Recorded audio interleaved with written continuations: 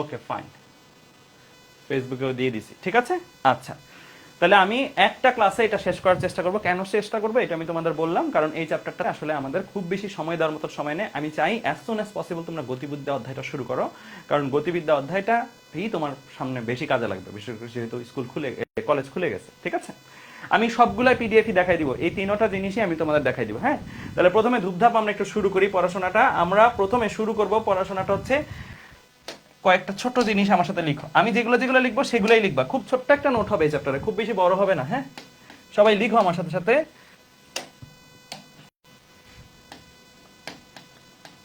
প্রথমত রাশি, রাশি জিনিসটা এই চ্যাপ্টারের শুরুতে আছে। হ্যাঁ, রাশি বলতে কি বোঝায়? জগতে যা কিছু পরিমাপ করা যায়, আমাদের চারপাশে অনেক কিছু আছে, আমাদের চারপাশে অনেক কিছু আছে যেগুলো আমরা পরিমাপ করতে পারি, সেই জিনিসগুলাই হচ্ছে রাশি।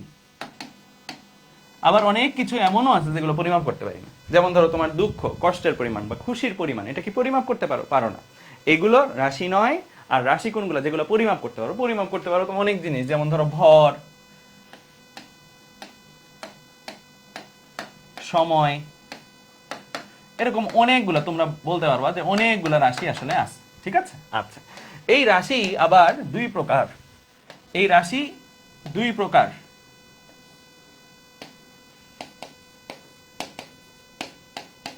দুই প্রকার কি কি ভাইয়া? প্রথমত আছে হচ্ছে মৌলিক রাশি, লিখো আমার সাথে সাথে। প্রথমত আছে হচ্ছে মৌলিক রাশি, আরেকটা প্রকার হচ্ছে লব্ধ রাশি। এগুলো সব ছোটবেলায় পড়ছো তোমরা, তারপর ছোট্ট করে একটু লিখে রাখা।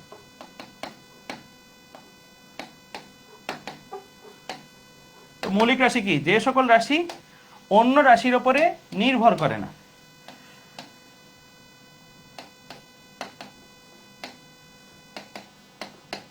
অন্য রাশির উপরে নির্ভর করে মানে এটা নিজেই মৌলিক, মৌলিক তো বোঝোই। হ্যাঁ, অন্য রাশির উপরে নির্ভর করে না।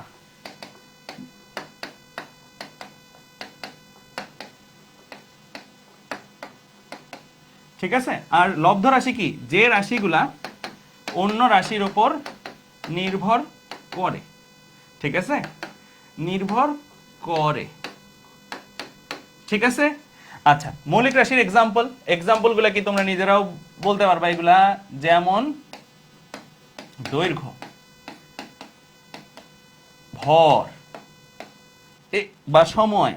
দৈর্ঘ্য, ভর, সময়, এই জিনিসগুলা কি অন্য কোনো একটা জিনিসের উপর ডিপেন্ড করে? করে না। তুমি লব্ধ রাশির একটা এক্সাম্পল দেখো, তাহলে তুমি বুঝতে পারবা যে লব্ধ রাশিগুলো কেন আসলে নির্ভর করে। যেমন লব্ধ রাশির একটা এক্সাম্পল হচ্ছে আয়তন বা ক্ষেত্রফল। আয়তনও তো একটা রাশি, মাপা যায় না? আয়তনকে মাপা যায়। তো আয়তন জিনিসটা কি? দৈর্ঘ্য, প্রস্থ, উচ্চতা, তিনটা জিনিসের উপর ডিপেন্ড করছে। তিনটা একই টাইপের জিনিস, তিনটা দৈর্ঘ্য জাতীয় জিনিসের উপর ডিপেন্ড করতেছে। ঠিক আছে। আবার ঘনত্ব, ঘনত্ব কি? ভর বাই আয়তন, ভর এবং আয়তনের উপর ডিপেন্ড করতেছে। ঠিক আছে, ক্লিয়ার? আচ্ছা, একদম নয়েজ হচ্ছে এফবিতে। এফবিতে তো আমি তো মাইকটা কানেক্ট করছি, সেম মাইকে সেম ভাবেই তো ক্লাস নিচ্ছি, একই ফিডই তো যাচ্ছে, কেন এমন হবে? ফেসবুকে, ফেসবুকে জিনিসটা তো এরকম হওয়ার কথা। আচ্ছা, যদি একান্তই এখানে কি ঠিক আছে? ওয়েবসাইটে ঠিক আছে? ওয়েবসাইটে কি ঠিক আছে? ওকে, আরেকটা মিনিট।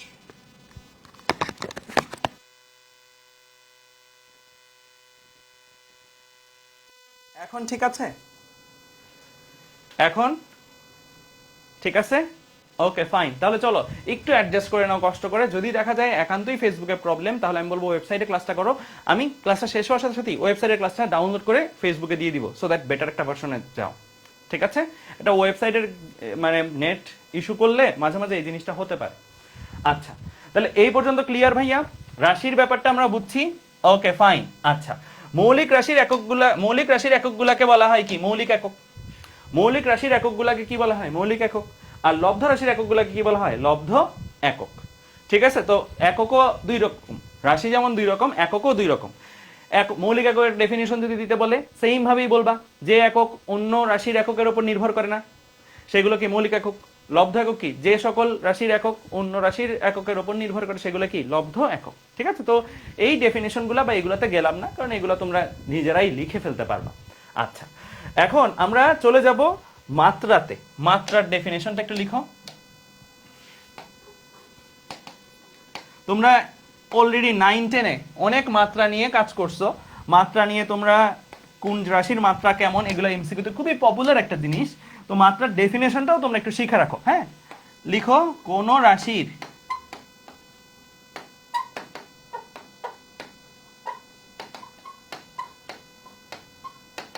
বিদ্যমান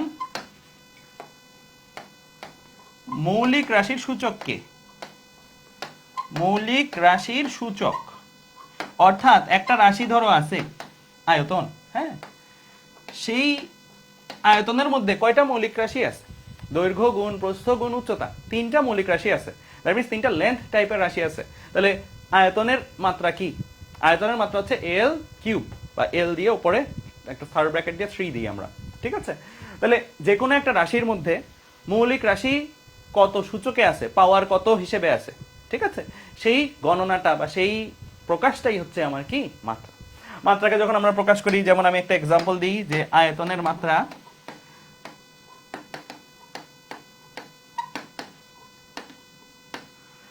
আমরা একটা থার্ড ব্র্যাকেট ইউজ করি। কি করে? একটা থার্ড ব্র্যাকেট ইউজ করি। ঠিক আছে, এল কিউব।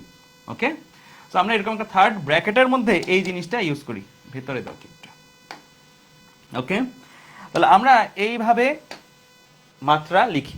তো তোমাদের এক্সাম আমি একটা জিনিস ক্লিয়ার করি, ভৌত জগত পরিমাপ চ্যাপ্টারটা যখন পড়বা, তোমরা তো physics first paper second paper শেষ করো নাই, অনেকগুলা নতুন নতুন রাশি পাবা এই চ্যাপ্টারের মধ্যে আছে। যেমন তোমাদের কিছু নাম বলি তাহলে বুঝবা যে ভ্রামক, টর্ক, এই টাইপের কিছু জিনিসপত্র তোমরা দেখবা এই চ্যাপ্টারের মধ্যে আছে। এখন তোমরা বলতে পারো ভাইয়া এই জিনিসগুলো কি এখনই বুঝতে হবে? আমার উত্তর হচ্ছে স্ট্রেট না, এই জিনিসগুলো এখন বোঝার দরকার নেই। এইগুলো প্রতিটার উপরে আলাদা আলাদা চ্যাপ্টার আছে। নিউটনীয় বলবিদ্যা চ্যাপ্টারে যাবা, তুমি ভ্রামক নিয়ে ডিটেলসে শিখবা, ভ্রামক জিনিসটা কি, টর্ক জিনিসটা কি, এগুলো নিয়ে ডিটেলসে শিখবে। এগুলো নিয়ে আলাদাই পড়াশোনার সেগমেন্ট থাকবে তোমার জন্য। তো এখন তুমি এই জিনিসগুলো তোমাকে যদি বোঝানো হয়, তুমি অ্যাকচুয়ালি বুঝবা না কিছু। কারণ এগুলো হচ্ছে কি, তুমি ভেক্টর পড়ছো, ভেক্টর পড়ার পরে গতিবিদ্যা পড়বা, গতিবিদ্যা পড়ার পরে নিউটনীয় বলবিদ্যা পড়বা, তখন তুমি যে বোঝাটা বুঝবা। এখন তুমি জাস্ট একটা ডেফিনেশন হিসেবে মুখস্থ করা ছাড়া আসলে কিছুই হবে না। তো আমার পরামর্শ পার্সোনালি, এগুলাতে টাইম স্পেন্ড করিও না। এই ভ্রামক বা টর্ক এগুলো দেখে ঘাবড়ানো দরকার নেই, এগুলোতে টাইম স্পেন্ড করা দরকার নেই। এগুলো তুমি কয়েকটা দিন পরেই যখন নিউটনীয় বলবিদ্যা পড়ে ফেলবা, তারপরে যখন তুমি এই চ্যাপ্টারে আসবা, তুমি দেখবা আর এগুলো তো সহজই ছিল, এগুলো কঠিন ছিল না। কিন্তু এখন তোমাকে জোর করলেও তোমাকে আসলে বোঝানো এটা পসিবল না। তো আমার পরামর্শ, এটাতে টাইম স্পেন্ড করা দরকার নাই। তোমাকে আজকে যে দাগানো বইটা দিব, শুধু সেই দাগানো বইটাই তোমার পাঠ্য, শুধু সেই অংশটাই তোমরা পড়বা। ঠিক আছে, আর যা লিখে দিচ্ছি সেগুলো। ওকে, আচ্ছা, তো আমরা এইভাবে জিনিসগুলো লিখতে পারি এবং করতে পারি। আচ্ছা, এরপরে আসো আরেকটা স্লাইডে আমাদের এই কয়েকটা জিনিস একটু লিখতে হবে।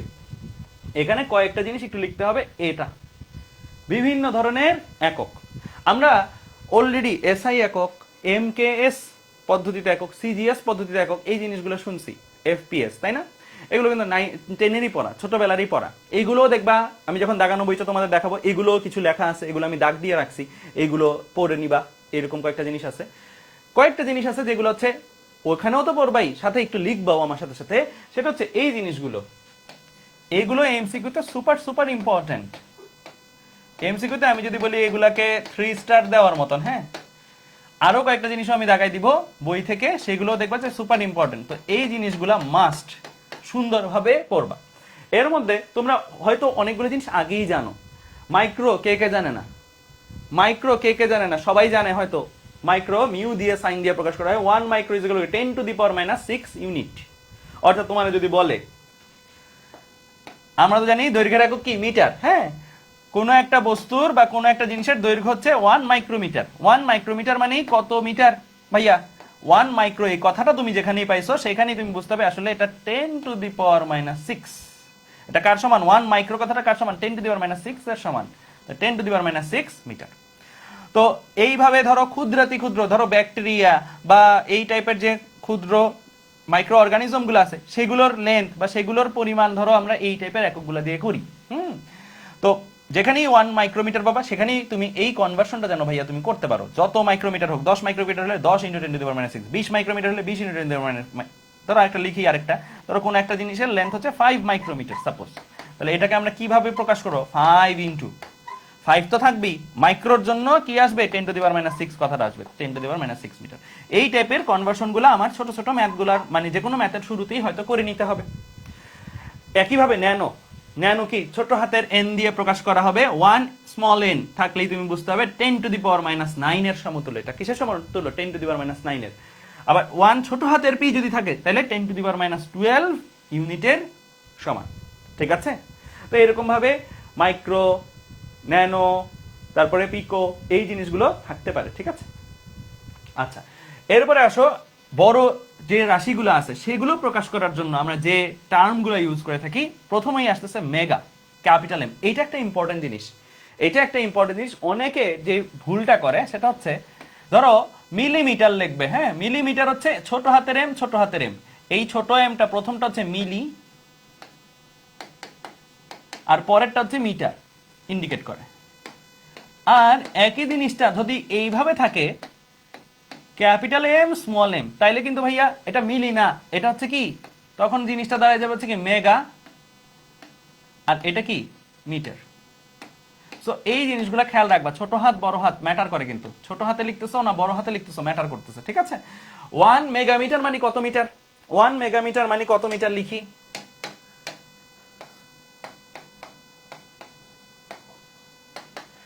(10⁶ মিটার। ঠিক আছে? তো এরকম করে 5 মেগামিটার যদি তোমাকে কোনো একটা জিনিসের লেন্থ বলে, কোনো একটা জিনিসের দৈর্ঘ্য বলে, তাহলে কি 5 × 10⁶ মিটার।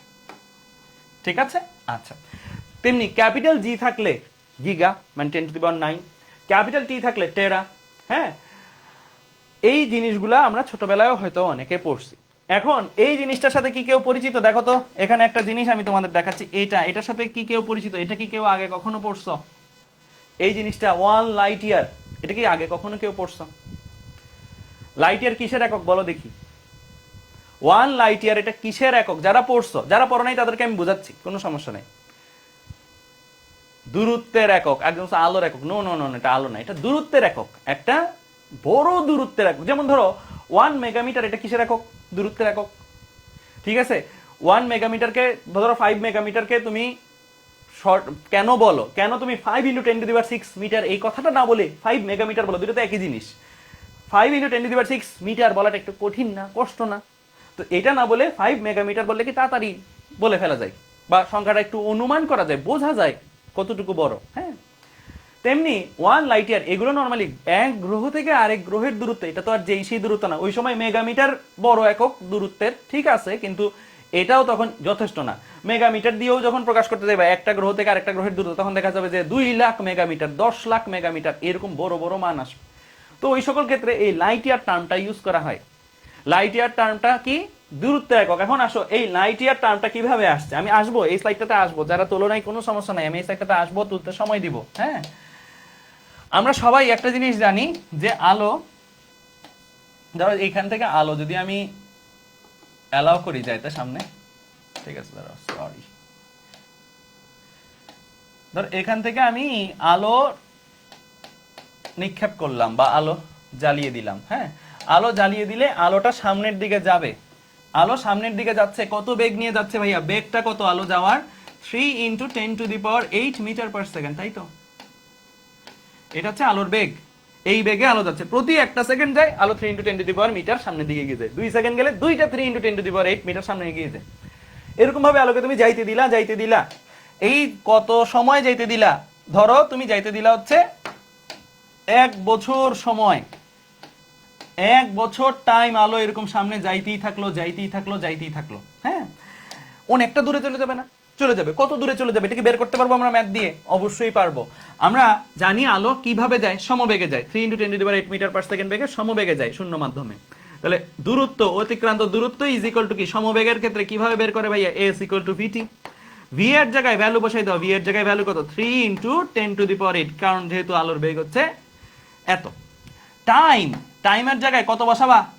এক বছরের সেকেন্ড ভার্সনটা, এটা যেহেতু মিটার পার সেকেন্ডে আছে, সময়টাকে সেকেন্ডে বসাইতে হবে, কারণ metre per second into second হয়ে তো মিটার আসবে, রাইট? তো তুমি এক বছর যে সময়, এক বছর সময়টাকে চলো সেকেন্ডে নিই, 365 দিন আমরা জানি এক বছরে, 365 ইন্টু 24, কেন? কারণ প্রতি একদিনে 24 ঘন্টা। তারপরে আবার গুণ দিব, কত দিয়ে গুণ দিব? 60 দিয়ে গুণ দিব, কারণ 1 ঘন্টায় 60 মিনিট। আবার 60 দিয়ে গুণ দিব, কেন?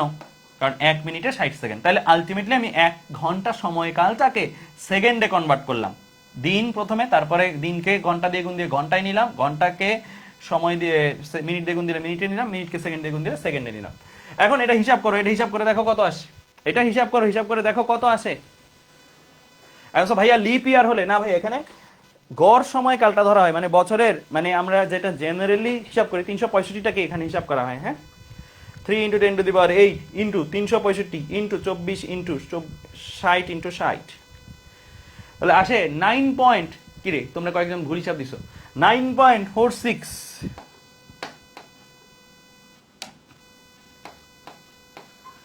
ইন্টু 10⁻15। কিসে আসছে এককটা বলো? এটা ছিল মিটার পার সেকেন্ডে, এটা হচ্ছে সেকেন্ডে, তাহলে metre per second into second, তাহলে থাকবে কি মিটার, এটা থাকলো কি মিটার। ঠিক আছে, তাহলে এই যে দূরত্বটা, এই দূরত্বটাকে আমরা একবারে বলি এটা কার সমান? 1 light year. 1 light year, LY লেখা, ঠিক আছে, 1 লাইট ইয়ার। ঠিক আছে, তার মানে তোমাকে যদি বলে যে এই গ্রহ থেকে এই গ্রহ 1 লাইট ইয়ার দূরত্বে আছে, তুমি কি বুঝবা? এই গ্রহ থেকে এই গ্রহ আসলে 9.46 × 10⁻15 মিটার দূরে আছে। ঠিক আছে, ক্লিয়ার? তাহলে অনেক বড় একটা দূরত্ব না এটা? 10⁻15 মানে বুঝছো, 10⁻7 হয় 1 কোটি, 10⁻14 হয় কোটি কোটি, 10⁻15 তার মানে 10 কোটি কোটি, আবার 9.46 এর সাথে গুণ, তাহলে 94.6 কোটি কোটি মিটার দূরে। ঠিক আছে, সো এই জিনিসটাকে আমরা একবারে শর্টকাটে বলে ফেলি, 1 আলোকবর্ষ দূরে আছে। তোমরা যারা ইন্টারস্টেলার বা এই মুভিটা দেখছো, তোমরাও দেখবা যেখানে একটা জায়গা থেকে একটা জায়গায় ওরা কিন্তু ক্যালকুলেট করে যে যাইতে কত সময় লাগবে, লাইট ইয়ার বা এই জিনিসগুলো, টার্মগুলোও আসে বিভিন্ন সায়েন্স ফিকশন মুভিতেই। তুমি দেখবা এই লাইট ইয়ার টার্মটা আসছে, এবং তোমরা যারা ডকুমেন্টারি দেখে থাকো, মানে এরোস্পেসে বা অ্যাস্ট্রোনমিক বিষয়ে যাদের ইন্টারেস্ট আছে, তুমি দেখবা যে একটা গ্রহ থেকে একটা গ্রহ লাইট ইয়ার, কত লাইট ইয়ার যে সম্ভব দূরত্ব, এক গ্যালাক্সি থেকে আরেক গ্যালাক্সির দূরত্ব মানে লক্ষ লক্ষ লাইট ইয়ার দূরে। মানে আমাদের পৃথিবীটা আল্লাহ এত বড় করে বানাইছেন যে, মানে পৃথিবী মানে কি, যে পুরো মহাবিশ্বটা, যে মানে লাইট ইয়ারে হিসাব করতে গেলেও দেখবা যে একটা সময় লাইট ইয়ার এককটাকেও তোমার মনে হবে কি এত বেশি সংখ্যা বলতে হচ্ছে, তারপরে লাইট ইয়ার কথা বলতেছে। এটার চেয়ে যদি একটু বড় একক হতো তাহলে আরো সুবিধা হতো, অথচ লাইট ইয়ার ইটসেলফ কত বড় একটা জিনিস। আচ্ছা, তো এটা একটা ইম্পর্টেন্ট জিনিস, এটা খুবই মাথায় রাখবে, এটা তোমার এমসিকিউতে আসবে। আমি কিন্তু তোমাকে বের করার প্রসেসটা বলে দিলাম, আমি বলি না এটা মুখস্থ রাখতে। যদি কোনো কারণে এটা ভুলে যাও, তোমরা বাইর করতে পারবে না এখন থেকে। আলো 1 বছর সময়ে যতটুকু দূরত্ব অতিক্রম করবে, আলো 1 বছর সময়ে যতটুকু দূরত্ব অতিক্রম করবে, সেই দূরত্বের পরিমাণটাই কি 1 লাইট ইয়ার। ঠিক আছে, ওকে, এটা একটা দূরত্বের একক। আচ্ছা, তো আগের পেজে ছিলাম, আগের পেজে এইটা তো তোমরা সবাই জানো, মানে কিলায়া হতে ডাকাত মারিলে দেশে শান্তি মিলিবে। তো এই জিনিসটা তো আমার ছোটবেলার একদম ক্লাস 2-3 এর পড়া, এটাও একটু রিভিউ করে নিবা যে এই জিনিসটা ছোটবেলার পরে, এটা আমি দেখাচ্ছি না। আর এই জিনিসগুলা ইম্পর্টেন্ট, এইটা খুবই ইম্পর্টেন্ট লাস্টের এটা, আর এই পুরো পেজে যা আছে একটু তুলে ফেলবা ভাইয়া। ঠিক আছে, তোলা হলে ডান বলিও। ছোট লেখা বোঝা যায় না, কোনো সমস্যা নেই, আমি এই স্লাইডটাও তোমাকে দিয়ে দিব, তোমাদের সবাইকে এই স্লাইডটা দিয়ে দিব। হ্যাঁ, আমি যেগুলো হাতে লিখতেছি ওগুলো সহই যাবে, তাও ক্লাস করার সময় যদি একটু নিজেও একটু লিখো তাহলে কি জিনিসটা আত্মস্থ হয় ভালো। ঠিক আছে, আমার পার্সোনাল পরামর্শ হচ্ছে, আমরা যারাই ক্লাস নিচ্ছে কেন, আমি অপূর্বদত্তা মাস্টার ভাই, দেখবা যে তোমাদের টার্গেট হবে আমাদের সাথে লেখার স্পিডটা ধরা। বেশিরভাগ স্টুডেন্টসদের প্রথম ক্ষেত্রে যে ঝামেলাটা হয় যে পড়ার সময় ভাইয়ারা চলে যায়, আমার লেখা শেষ হয় নাই। এই জিনিসটা প্রথম একটু স্ট্রাগল করো, কিন্তু আস্তে আস্তে আস্তে আস্তে স্পিডটা বাড়ানো আমাদের ক্লাসের মাধ্যমে কিন্তু অর্জন করতে হবে। দেখবো যে ভাইয়াদের সাথে তাল মেলানোর জন্য খুবই ফাস্ট লিখতে হচ্ছে, খুবই ফাস্ট লেখাটা কিন্তু একটা যোগ্যতা। এই জিনিসটা আমাদের ক্লাসগুলোর মাধ্যমে অর্জিত হবে। তোমরা বলবা না যে ভাইয়া আরেকটু আগের পেজে যান, তুমি বরং আরো চেষ্টা করবা ভাইয়ার আগে আমি শেষ করে, ভাইয়া ওই পেজে যাওয়ার আগেই আমার শেষ হয়ে যায় যেন। ঠিক আছে, এটা সবার ক্লাসের বেলায়। ঠিক আছে, আচ্ছা, তো এই পর্যন্ত আমরা বুঝলাম। হ্যাঁ, এখন আমরা চলে যাব আমাদের কয়েকটা জিনিস, সেটা হচ্ছে পরিমাপের ত্রুটি। আমরা একক দেখছি এতক্ষণ পর্যন্ত, একক দিয়ে আমরা কি করি? পরিমাপ করি, কোনো কিছু মাপি। এখন এই মাপার সময়ের যে ভুল ত্রুটি হইতে পারে সেই জিনিসগুলো নিয়ে আমরা একটু পড়াশোনা করব। সেই জিনিসগুলো যেগুলো বোঝার বিষয় আছে সেগুলো দেখবো, আর যেগুলো ম্যাথমেটিক্যাল জিনিস আছে সেগুলো আমি করাই দিব। Okay fine. তো আসি প্রথমত পরিমাপের ত্রুটি। আমরা যে কোনো কিছু মাপার সময় যদি প্রকৃত শুদ্ধ মান পাইতে চাই তাহলে চাইলেই তো হবে না, পাইতে তো হবে, পাওয়া সম্ভব না। আসলে তুমি ধরো যত অ্যাকুরেটলি কোনো একটা জিনিস মাপো, বলতে পারবা না যে এটা 100% অ্যাকুরেট। কোনো না কোনো মানে ক্ষুদ্র এককের সাপেক্ষে চিন্তা করলে, অনেক ছোট এককের সাপেক্ষে চিন্তা করলে দেখবা যে কিছু না কিছু হইলেও ভুল হয়েছে। আমরা ভুলকে কখনোই অ্যাভয়েড করতে পারবো না, ভুল অবশ্যই থাকবেই। আমরা যেটা করতে পারবো সেটা হচ্ছে ভুলের পরিমাণটা কত সেটা আইডেন্টিফাই করতে পারি, বা ভুলের মানে রেঞ্জটা কেমন হইতে পারে সেটা আমরা শনাক্ত করতে পারি। তোমরা হয়তো অনেক সময়ই দেখবা কোনো কোনো জায়গায়, ধরো সাপোজ কোনো একটা জিনিসের দৈর্ঘ্য, কোনো একটা জিনিসের দৈর্ঘ্য ধরো সাপোজ দেখবা এইভাবে লেখা থাকে, দৈর্ঘ্য l is equal to 3 plus minus suppose 0.05। এই লেখাটার মানে বোঝো, এই লেখাটার মানে বোঝো, এই লেখাটার মানে কোন একটা জিনিসের দৈর্ঘ্য আমরা মাপছি, মাইপে এই জিনিসটা আসছে। এটার মিনিং হচ্ছে আমরা শিওর এটার দৈর্ঘ্য 3 মিটার মাস্ট। হ্যাঁ 3 মিটার, এটা হচ্ছে কি প্রকৃত মান বলি এটাকে। প্রকৃত মান পরিমাপকৃত মান বলো, প্রকৃত না, পরিমাপকৃত মান, পরিমাপকৃত মান। এখন প্রকৃত মান মানে যেটা অ্যাকচুয়াল ভ্যালু, ওইটা আমি শিওর না। এটা হইতে পারে দুই রকম আর কি, মানে এরকম হইতে পারে 3 থেকে একবার বিয়োগ দাও 0.005, 3 থেকে একবার 0.05 বিয়োগ দাও তাহলে কি 2.95 আসে না, 2.95। এবার 3 এর সাথে যোগ দাও একবার 0.05 তাহলে 3.05 আসে। তার মানে এই সীমার মধ্যে ওই জিনিসের দৈর্ঘ্যটা আছে, অর্থাৎ 2.95 মিটার হইতে পারে ওই জিনিসের অরিজিনাল লেন্থ, অথবা 3.05 মিটার হইতে পারে। 2.95 থেকে 3.05 মিটারের মধ্যে যে কোনো একটা মান হইতে পারে।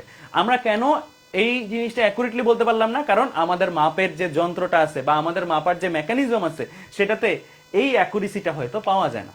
সবকিছু মাপার ক্ষেত্রেই তোমার এইরকম কিছু হইলেও এরর থাকবে। এই যে লাস্টে যে টার্মটা আমি লিখছি না, প্রথম অংশটাকে তো বললাম পরিমাপকৃত মান, লাস্টের এই টার্মটাকে আমরা বলবো কি? ত্রুটি। এটাকে বলবো ত্রুটি, বা অনেকে বিচ্যুতিও বলে এটাকে, অনেকে আবার দেখবা বিচ্যুতিও বলে। ত্রুটি বা বিচ্যুতি লাস্টের এই অংশটা, ঠিক আছে? আচ্ছা, এখন এটা তো আমি প্রকাশ দেখাইলাম কিভাবে প্রকাশিত হয় কোনো জিনিসের দৈর্ঘ্য। যদি ত্রুটিপূর্ণ জিনিস হয় তাহলে প্লাস মাইনাস এরকম একটা টার্ম হিসেবে প্রকাশিত। তাহলে এখানে পরিমাপকৃত মান হচ্ছে 3, আর প্লাস মাইনাস এটা বেশি হইতে পারে কম হইতে পারে 0.05 পরিমাণ, তার মানে অতটুকু পরিমাণ হচ্ছে ত্রুটি বা বিচ্যুতি থাকার সম্ভাবনা আছে। ওকে, এখন ত্রুটিকে আমরা কয়েকটা ভাগে ভাগ করি। তোমার কয়টা ভাগে ভাগ করি সেটা জানা জরুরি না, তোমার এমসিকিউতে যদি আসে একটা সিনারিও দিল, বললে এটা কি ধরনের ত্রুটি, এটা যেন তুমি আইডেন্টিফাই করতে পারো, ঠিক আছে?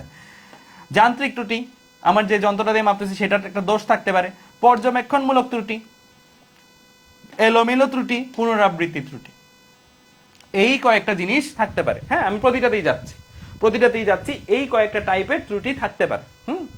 আচ্ছা, তো শুরু করি আমরা যান্ত্রিক ত্রুটি দিয়ে, যান্ত্রিক ত্রুটি বা যন্ত্রের দোষ দিয়ে, ঠিক আছে? তো যান্ত্রিক ত্রুটি নামটার মধ্যেই আছে, এটা কি? যন্ত্রের দোষ। অর্থাৎ যে এটা দিয়ে তুমি মাপতেছো, তুমি তো কোনো না কোনো যে স্কেলও একটা যন্ত্রই, মাপার ক্ষেত্রে স্কেলও একটা যন্ত্রই। স্লাইড ক্যালিপাস নিতে পারো, স্ক্রু গাজ নিতে পারো, যেগুলো ছোটবেলায় পড়ছো সেগুলোও যন্ত্র। তো এইগুলাতে ত্রুটি থাকতে পারে, যন্ত্রটাই ডিফল্টেড হইতে পারে। তো এই যে যন্ত্রটাতে যদি ত্রুটি থাকে তাহলে সেটা যান্ত্রিক ত্রুটি হিসেবে যাবে। যান্ত্রিক ত্রুটির মধ্যেও আবার কয়েকটা ক্যাটাগরি আছে, শূন্য ত্রুটি একটা, পিছট ত্রুটি একটা, লেভেলিং ত্রুটি একটা, ঠিক আছে? আমি লিখে দেই।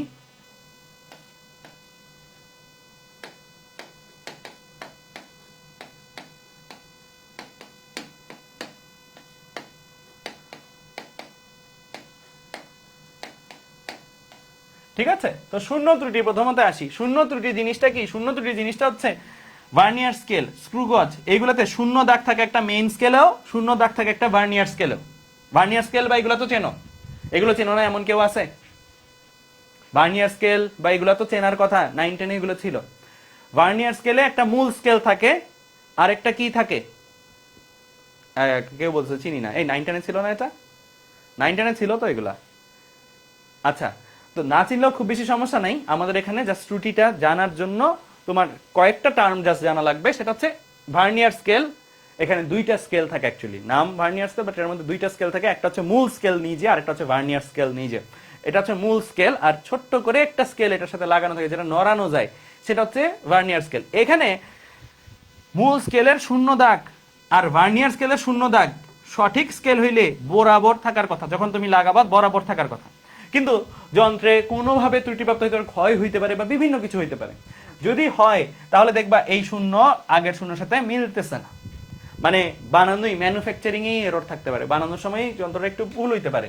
তো এই শূন্য দাগটা একটু বামে সরে আসতে পারে, শূন্য দাগটা একটু ডানেও সরে যাইতে পারে, মানে দুইটা জিনিসই ঘটতে পারে। বামেও সরে যেতে পারে, দেখতে পাচ্ছ কিনা এখানে এই শূন্য দাগ কিন্তু মিলে নাই এটাতে, হ্যাঁ একটু বামে সরে গেছে। আবার এখানেও দেখো, এইটার শূন্য দাগ আর এটার শূন্য দাগ বরাবর থাকার কথা, নিচে নাইমে আছে। এটার শূন্য দাগ আর এটার শূন্য দাগ, এটা শূন্য দাগে এখানে এই যে শূন্য, আর এটার শূন্য দাগ হচ্ছে ওপরে চলে গেছে, বাট বরাবর থাকার কথা। তো এই ত্রুটিগুলোকে আমরা কি বলবো? শূন্য ত্রুটি। তো তোমার এমসিকিউ কি আসতে পারে? ভার্নিয়ার স্কেল, ট্রু গজ লাইট ক্যালিপার্সের ক্ষেত্রে স্কেলের প্রধান স্কেলের শূন্য দাগ, ভার্নিয়ার স্কেল বা বৃত্তাকার স্কেলের শূন্য দাগ যদি না মিলে তাহলে সেই ত্রুটিকে কি ত্রুটি বলে? অপশনে যান্ত্রিক ত্রুটি আছে, এলোমেলো ত্রুটি আছে, তারপরে হচ্ছে যান্ত্রিক ত্রুটি আছে, এলোমেলো ত্রুটি আছে, পুনরাবৃত্তিক ত্রুটি আছে, পর্যবেক্ষণমূলক ত্রুটি আছে। কোনটা তাকাবা বলো দেখি? এই লাইনটা দিয়ে বললো যে এটা কি ধরনের ত্রুটি। তুমি যান্ত্রিক ত্রুটি দেখাবা, এলোমেলো ত্রুটি দেখাবা, কোনটা দেখাবা? যান্ত্রিক ত্রুটি দেখাবা। কারণ শূন্য ত্রুটি কার আন্ডারে? যান্ত্রিক ত্রুটির আন্ডারে। এই টাইপের এমসিকিউ গুলো তোমার আসবে, ঠিক আছে? ঠিক আছে, আচ্ছা। এখন এই শূন্য ত্রুটিকে আবার দুই ভাগে ভাগ করা যায় ভাইয়া, শূন্য ত্রুটিকে আবার দুই ভাগে ভাগ করা যায়। দুইটা ভাগ কি কি? এটা হচ্ছে প্রথম ভাগ, নাম কি? ধনাত্মক ত্রুটি। আরেকটা আছে দ্বিতীয়, এটা কি? ঋণাত্মক ত্রুটি। নাম দেখেই বোঝার কথা যে একটা শূন্য দাগ এক পাশে থাকবে আর একটা শূন্য দাগ আরেক পাশে থাকবে। একটু দেখে নিই কোনটা কখন। ভার্নিয়ার স্কেল বা বৃত্তাকার স্কেল মানে ছোট স্কেলটা, এইটার শূন্য দাগ যদি প্রধান স্কেলের শূন্য দাগের ডান দিকে থাকে বা নিচে থাকে, যেমন এইটা হচ্ছে ধনাত্মক ত্রুটি, ঠিক আছে? এটা ধনাত্মক, এই যে মার্ক করে দেখানো আছে, এটা ধনাত্মক ত্রুটি, এটা ধনাত্মক ত্রুটি, ঠিক আছে? ভার্নিয়ার স্কেলের শূন্য দাগ মানে ছোট স্কেলটা শূন্য দাগ যদি ডান পাশে থাকে, মানে মূল স্কেল শূন্য দাগের ডান পাশে থাকে, আর স্ক্রু গজের ক্ষেত্রে বললে নিচে থাকে যদি, তাহলে এটা ধনাত্মক ত্রুটি। এরপরে আসি ঋণাত্মক ত্রুটি। ঋণাত্মক ত্রুটি কোনটা? উল্টাটা। আমি তোমাদের এই সকল পড়া মুখস্থ করার ক্ষেত্রে, মনে রাখার ক্ষেত্রে একটা সাজেশন দিব। যদি দেখো কোনো একটা সংজ্ঞা একরকম আর ওটার অপোজিট সংজ্ঞাটা আরেক রকম, তুমি যে কোনো একটা সংজ্ঞা মুখস্থ রাখবা।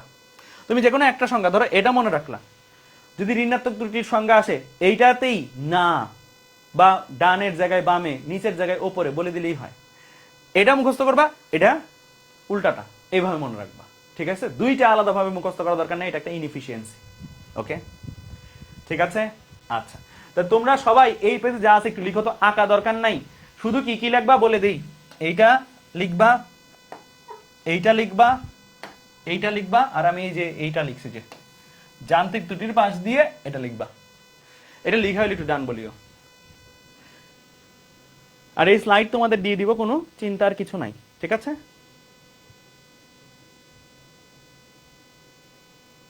ওকে,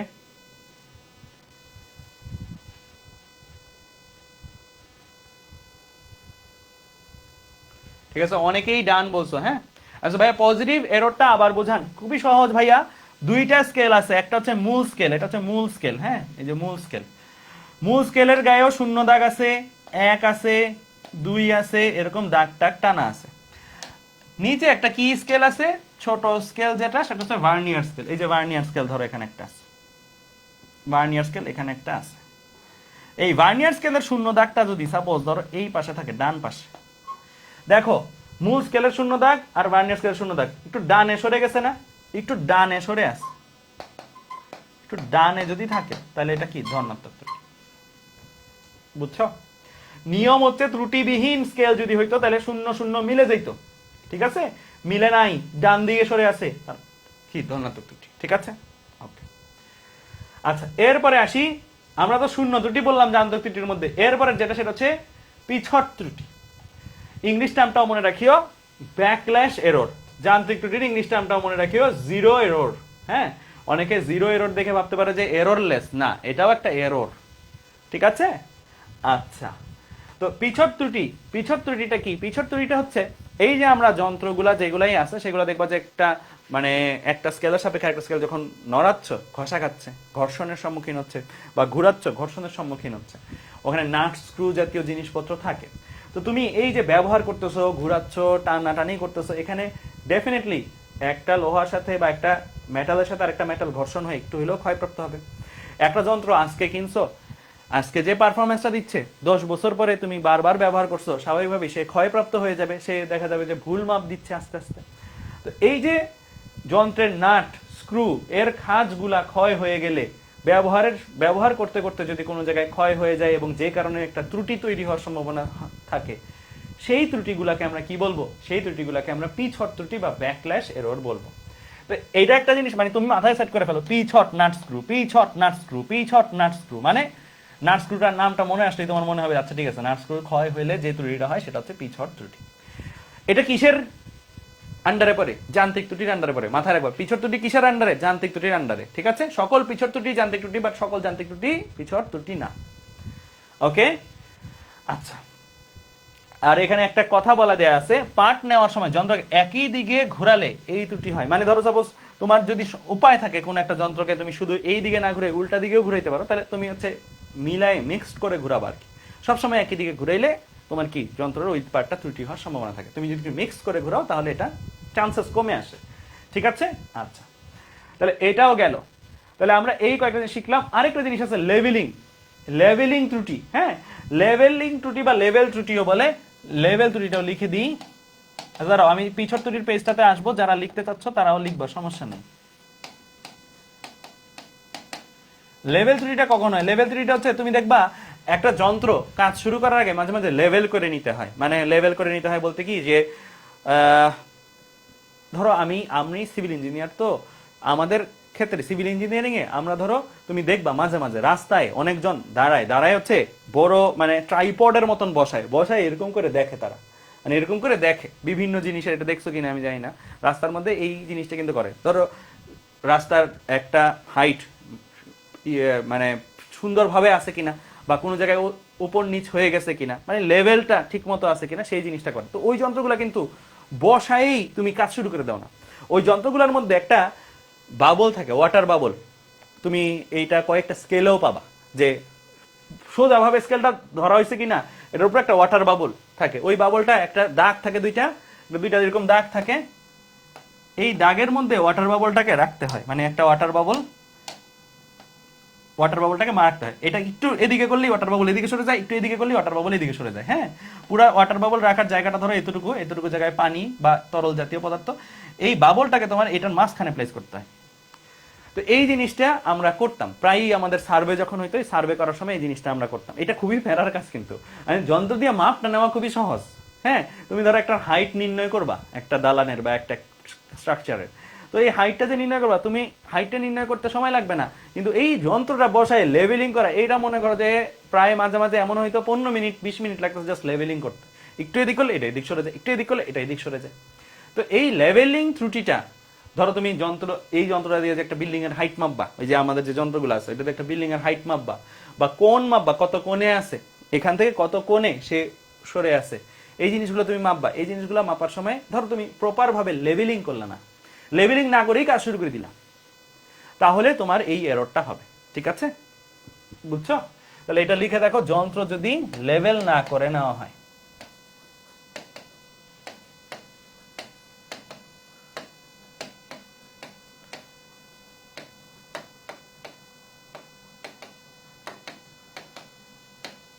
তখন যে ত্রুটিটা হবে সেটা হচ্ছে কি লেভেলিং ত্রুটি। এটা ওয়াটার বাবল দিয়ে নরমালি আমরা এই জিনিসগুলো করে থাকি। ঠিক আছে? আচ্ছা, তাহলে এই পার্টটাও গেল। তাহলে আমাদের যান্ত্রিক ত্রুটি পার্টটা শেষ। ঠিক আছে? এরপর আসি পর্যবেক্ষণমূলক ত্রুটি। ওইটা ছিল যন্ত্রের দোষ, যান্ত্রিক ত্রুটি। পর্যবেক্ষণমূলক ত্রুটি এটা হচ্ছে ব্যক্তির দোষ, যে মাপবে। যন্ত্র ঠিক আছে, যন্ত্র ঠিক মাপ দিচ্ছে, কিন্তু আমি ভুলভাবে মাপটা পাইলাম, বা আমি ভুলভাবে দেখলাম যন্ত্রটাকে, আমি ভুলভাবে দেখলাম, সেটাও হতে পারে। তো ব্যক্তির পর্যবেক্ষণের দোষ, ব্যক্তির পর্যবেক্ষণের দোষের মধ্যে একটা খুবই ইম্পর্টেন্ট এক্সাম্পল হচ্ছে লম্বন ত্রুটি বা প্যারালাক্স এরর, এটাকে দৃষ্টিভ্রম অনেক জায়গায় বলে। লম্বন ত্রুটিটা কি? যেমন ধরো একটা টেস্ট টিউব দেখতে পাচ্ছ, টেস্ট টিউব, এই টেস্ট টিউবের মধ্যে তোমার কি আছে, সাপোজ ধরো এখানে কিছু লিকুইড আছে বা কেমিক্যাল আছে, এই কেমিক্যাল কতটুকু পরিমাণে আছে সেই জিনিসটা তুমি দেখবা। এখন তুমি দেখার সময় এটাকে উপর থেকে দেখতে পারো, নিচ থেকে দেখতে পারো, বরাবর আই লেভেলে থাইকেও দেখতে পারো। নিয়ম হচ্ছে এই আই লেভেলে থাইকে, মানে এইটা হচ্ছে রাইট, এটা হচ্ছে রাইট প্র্যাকটিস, এটা রাইট, এটা হচ্ছে এই মানুষটা ঠিক করছে, আর বাকি এই দুইজন মানুষ ভুল করছে। এইভাবে যদি কেউ দেখে উপর থেকে, ধরো সাপোজ এটা রাইট মাপটা কত, রাইট মাপটা হচ্ছে 19.7 মিলিলিটার, এখানে দাগ কাটা আছে 19.7 মিলিলিটার, হ্যাঁ।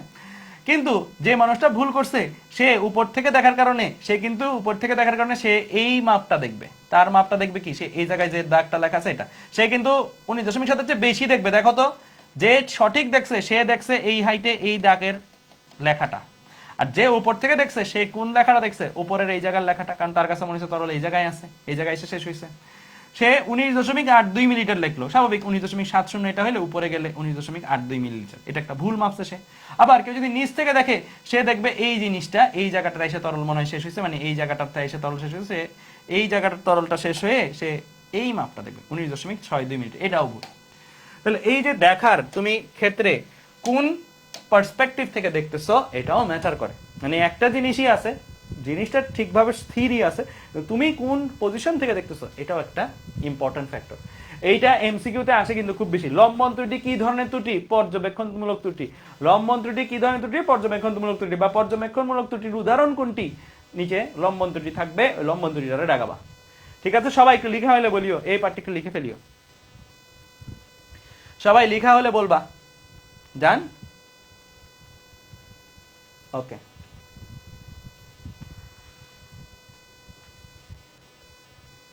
ঠিক আছে, তাহলে তোমাদের এক্সাম্পল গুলাই কিন্তু বেশি লাগবে, এগুলো কিন্তু লিখতে হবে না। এই ডেফিনেশন গুলা নর্মালি পরীক্ষা হলে লেখার লাগবে না, জাস্ট এমসিকিউ তে শনাক্ত করতে পারতেছো কিনা এটাই ইম্পর্টেন্ট। এটা লিখছিলা ভাইয়া, যে এটা কোনটাতে যেন টাইম দেই নাই, এটাতে, এটা লিখছিলা তো না? এটাও লিখছিলা তো সবাই? লিখছিলা এটা? ওকে, তাহলে পিছর ত্রুটি শেষ হইলো, পর্যবেক্ষণমূলক ত্রুটি শেষ হইলো। ঠিক আছে, ওকে, ঠিক আছে। আচ্ছা, এরপরে আমরা চলে যাব এই যে ত্রুটিগুলো আছে, আর তোমাদের বইটা একটু দেখায় আসি, বইটাতে একটু যাই আমি। আচ্ছা দেখো, এই যে বইটা আছে, আমাদের কিন্তু ত্রুটির পড়াশোনা শেষ, কিন্তু শেষ হইলো আমি বইতেও আরো কয়েকটা জিনিস দাগায় রাখছি, যেগুলো আসলে লিখে লিখে লিখে লিখে লিখে লিখে পড়ালে ক্লাসটা অনেক লম্বা হবে, দরকার নেই। এই বইটাতে আমরা এবার মেডিকেল ব্যাচে দিছি, মেডিকেল ব্যাচে দেওয়ার সময় আমরা দাগাই দিছি, দাগানোর মধ্যেও কিছু সায়েন্স আছে। সেটা হচ্ছে আমরা লাল কালার দিয়ে যেগুলো দাগাইছি সেগুলো হচ্ছে একদম বেসিক অংশগুলো আর কি, লাল কালার দিয়ে যে হাইলাইটেড পোর্শনগুলো পাবা নিচে। সবুজ কালার দিয়ে যেগুলো দাগানো আছে সেগুলো হচ্ছে অবশ্যই পড়তে হবে, এবং শেষ সময়ে ধরো পরীক্ষাকালকে আগের দিন কি দেখবা, সবুজ যে অংশগুলো আছে সেগুলো দেখে যাবা। লালগুলো বেসিক দাগানো বই, তো তোমার আলটিমেটলি ওইটা তোমার মানে কনসেপ্ট বিল্ডের জন্য, কনসেপ্ট বিল্ডের জন্য পরীক্ষার আগের দিন না দেখলে হবে, বাট এইটা পরীক্ষার আগের দিন দেখে যাবা। এখন বিগত সালে প্রশ্ন আসছে কোন কোন জায়গা থেকে সেটাও জানা দরকার, কারণ মোস্ট লাইকলি প্রশ্ন কিন্তু রিপিট হয়, ভার্সিটি বলো মেডিকেল বলো, এই চ্যাপ্টারের অ্যাটলিস্ট প্রশ্নগুলো রিপিট হওয়ার চান্স অনেক হাই। গোলাপি কালার দিয়ে যেগুলো মার্কিং করা আছে সেগুলো অলরেডি মেডিকেলে একবার আসছে, আর লাল কমলা কালার দিয়ে যেগুলো মার্কিং করা আছে সেগুলো অলরেডি ভার্সিটিতে একবার আসছে এমসিকিউতে। ঠিক আছে, ভার্সিটি বলতে হচ্ছে ঢাকা ইউনিভার্সিটি, জিএসটি, এগুলোতে। আচ্ছা, তো তুমি নিচে যদি যাও, নিচে গেলে তুমি দেখবা যে প্রত্যেকটা জিনিসই এরকম করে, এটা হচ্ছে কি গোলাপি কালারের মার্কিং, গোলাপি কালারের মার্কিং হলে তোমার এটা কি, মানে সরি এটা লাল কালারের মার্কিং, লাল কালারের মার্কিং হলে কি বেসিক অংশ, হ্যাঁ। সবুজ কালারের গুলো পড়তে হবে অবশ্যই, আর যেগুলো মেডিকেলে আসছে ওগুলো মেডিকেলের পাশে তুমি দেখবা এমএটি দেওয়া আছে, এরকম দেওয়া আছে, হ্যাঁ। Dental admission, DAT means dental admission test, এরকম দেওয়া আছে। এখানে আমি ত্রুটির অংশটাতে চলে যাবো, এখানে কিন্তু সবগুলো জিনিসই দেওয়া আছে যেগুলো তুমি পড়বা। এইখানে ভাইয়া যেগুলো দাগানো নাই সেগুলোর দিকে তাকানোও দরকার নেই, এই যে এই জিনিসগুলো তাকানো দরকার নেই সেগুলোতে, সেগুলো তোমার রিডিংও পড়া দরকার নেই, তুমি ডিরেক্ট চলে যাবা কি শুধুমাত্র দাগানো অংশগুলা টান দিয়ে পড়বা। এটা এই চ্যাপ্টারটা একদিনের বেশি সময় নিবা না, একদিনের মধ্যে সারবা। ঠিক আছে, কারণ অন্যান্য জিনিসগুলো পড়তে হবে। আচ্ছা, তো আমি একটু ত্রুটির ওই পেজটাতে যাই, এটা দিয়ে দিব, আজকেই তোমরা পেয়ে যাবে, এটা আজকেই তোমরা একদম পেয়ে যাবা যে যেই জিনিসগুলো হচ্ছে তোমাদের পড়তে হবে। ঠিক আছে, যেগুলো রিডিং পড়তে হবে এগুলো বলা আছে, যেগুলো রিডিং পড়তে হবে সেগুলো আমাদের থেকে বলা আছে কোনগুলো তোমরা রিডিং পড়বা, ঠিক আছে। আর বিশেষ করে যেগুলো পূর্বে আসে এমএটি মানে কি মেডিকেল অ্যাডমিশন 17-18 মেডিকেল অ্যাডমিশন টেস্টে এটা আসছে ভরবেগের মাত্রা কি, ঠিক আছে। আর এইগুলা যেগুলো আছে বলের ঘাত বলের ভ্রামক দেখে মনে কর ভাই এইগুলা তো বুঝাইলেন না, এগুলা একদম ভাই সুন্দর করে বুঝানো হবে নিউটনীয় বলবিদ্যা অধ্যায়, এগুলো এখন বুঝাইতে গেলেও তুমি বুঝবা না, হ্যাঁ। জাস্ট তথ্যের জন্য যেই এমসিকিউ গুলো লাগে সেইগুলোই হচ্ছে এই চ্যাপ্টার থেকে দেখে যাওয়া, এটাই কাজ। আর এখানে সাল অনেকে আমি দেখি যে জন্ম সাল মৃত্যু সাল মুখস্থ করা শুরু করে দেয়, না ভাই এগুলো লাগবে না। মানে এমসিকিউ আসবে তার মানে এটা না যে সব তোমার এখানে মুখস্থ করতে হবে, জাস্ট তোমার ঘটনাটা মনে রাখতে হবে, ঠিক আছে। সালগুলো খুব বেশি ইম্পর্টেন্ট না, ঘটনাটা ইম্পর্টেন্ট, ঠিক আছে। এটা একটা বলে দিলাম, অনেকে সাল মুখস্থ করার চেষ্টা করে। আচ্ছা, বিজ্ঞানীদের বর্ণনার ক্ষেত্রেও তোমার সাল মুখস্থ করার চেষ্টা করিও না, যেগুলো একদম হাইলাইট খুবই ইম্পর্টেন্ট সেইগুলো তুমি সাল দেখতে পারো, কোনো সমস্যা নেই, কিন্তু সব জায়গায় সাল মুখস্থ করা আলাদাভাবে লাগবে না।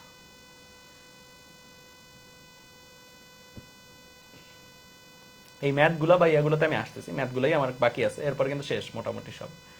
আর এখানে ব্যবহারিক বা প্র্যাকটিক্যাল আছে কিছু, ব্যবহারিক বা প্র্যাকটিক্যাল এগুলো তোমরা ক্লাসে করবা, এগুলাতে কোনো সমস্যা নাই, ঠিক আছে। আচ্ছা, এই যে তারা ত্রুটির জায়গাটা কোথায়, এই যে এখানে কয়েকটা জিনিস আছে, সূক্ষ্মতা সঠিকতা।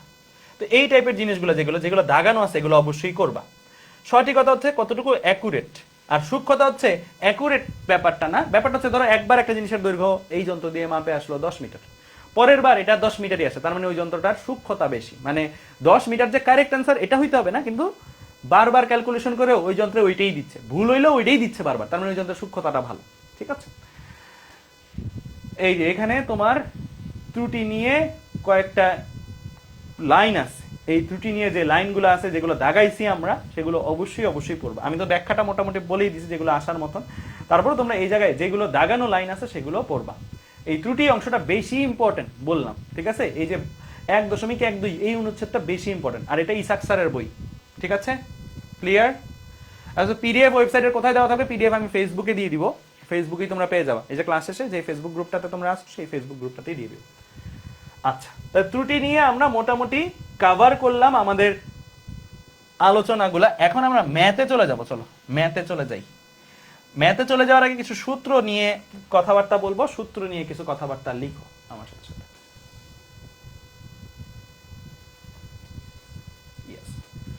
সবাই ফর্মুলা, এটা ইম্পর্টেন্ট পেজ হবে, হ্যাঁ, সূত্রের পেজ, হ্যাঁ, এইটা লিখো। এই পেজটাতে আমরা যা যা পড়বো সেইগুলোর আলোকেই ম্যাথ হবে, আর তেমন নতুন কিছু নাই। আচ্ছা, তো আমরা কোনো একটা জিনিসের সঠিক মান এটা বের করার জন্য কি করি নরমালি, আমাদের অ্যাকশন কি হয়, অনেকগুলা পর্যবেক্ষণ করি, হ্যাঁ, অনেকগুলো পর্যবেক্ষণ করি। ধরো সাপোজ তোমাকে একটা টাস্ক দেওয়া হইলো, টাস্কটা কি, এই কলমটার দৈর্ঘ্য নির্ণয় করা। তুমি কি করবা, একবার একটা স্কেল দিয়ে মাপলা, আরেকবার মাপলা, মানে অনেকবার তুমি মাপবা, এটা হচ্ছে নিয়ম, মানে একবার মাইপে ওইটারই তুমি সঠিক মান ক্লেম করতে পারো না। তো এই যে পর্যবেক্ষণে প্রাপ্ত মান, এটা এক এক সময় একটু এক এক রকম আসছে, একটু কম বেশি হচ্ছে, x1 x2 x3, যতগুলা পর্যবেক্ষণ করবা ভাইয়া ততগুলা x এর মান আসবে, স্বাভাবিক তো, তাই না, তাই না। তো তুমি এই জিনিসটার দৈর্ঘ্য কয়েকবার মাপলা মাইপে, এটা প্রথমবার মাইপে মান, দ্বিতীয়বার মাইপে মান, তৃতীয়বার মেপে মান, এগুলো হচ্ছে পর্যবেক্ষণে প্রাপ্ত মান বা পরিমাপকৃত মানও বলা যায়। এগুলাকে কি বলা যায়, পরিমাপকৃত মানও বলা যায়, ঠিক আছে। এরকম আমি n বার মাপলাম, মাইপে আমি এখন সঠিক মান কাকে বলবো, আমি সঠিক মান বলতে কোনটা বুঝবো বলো, সঠিক মান আমি বুঝবো হচ্ছে x বার দিয়ে প্রকাশ করি এটাকে, x বার উপর একটা দাগ, এটা কিভাবে পাবা, এই যে এতগুলা মান তুমি পাইলা না, এগুলাকে যোগ করবা,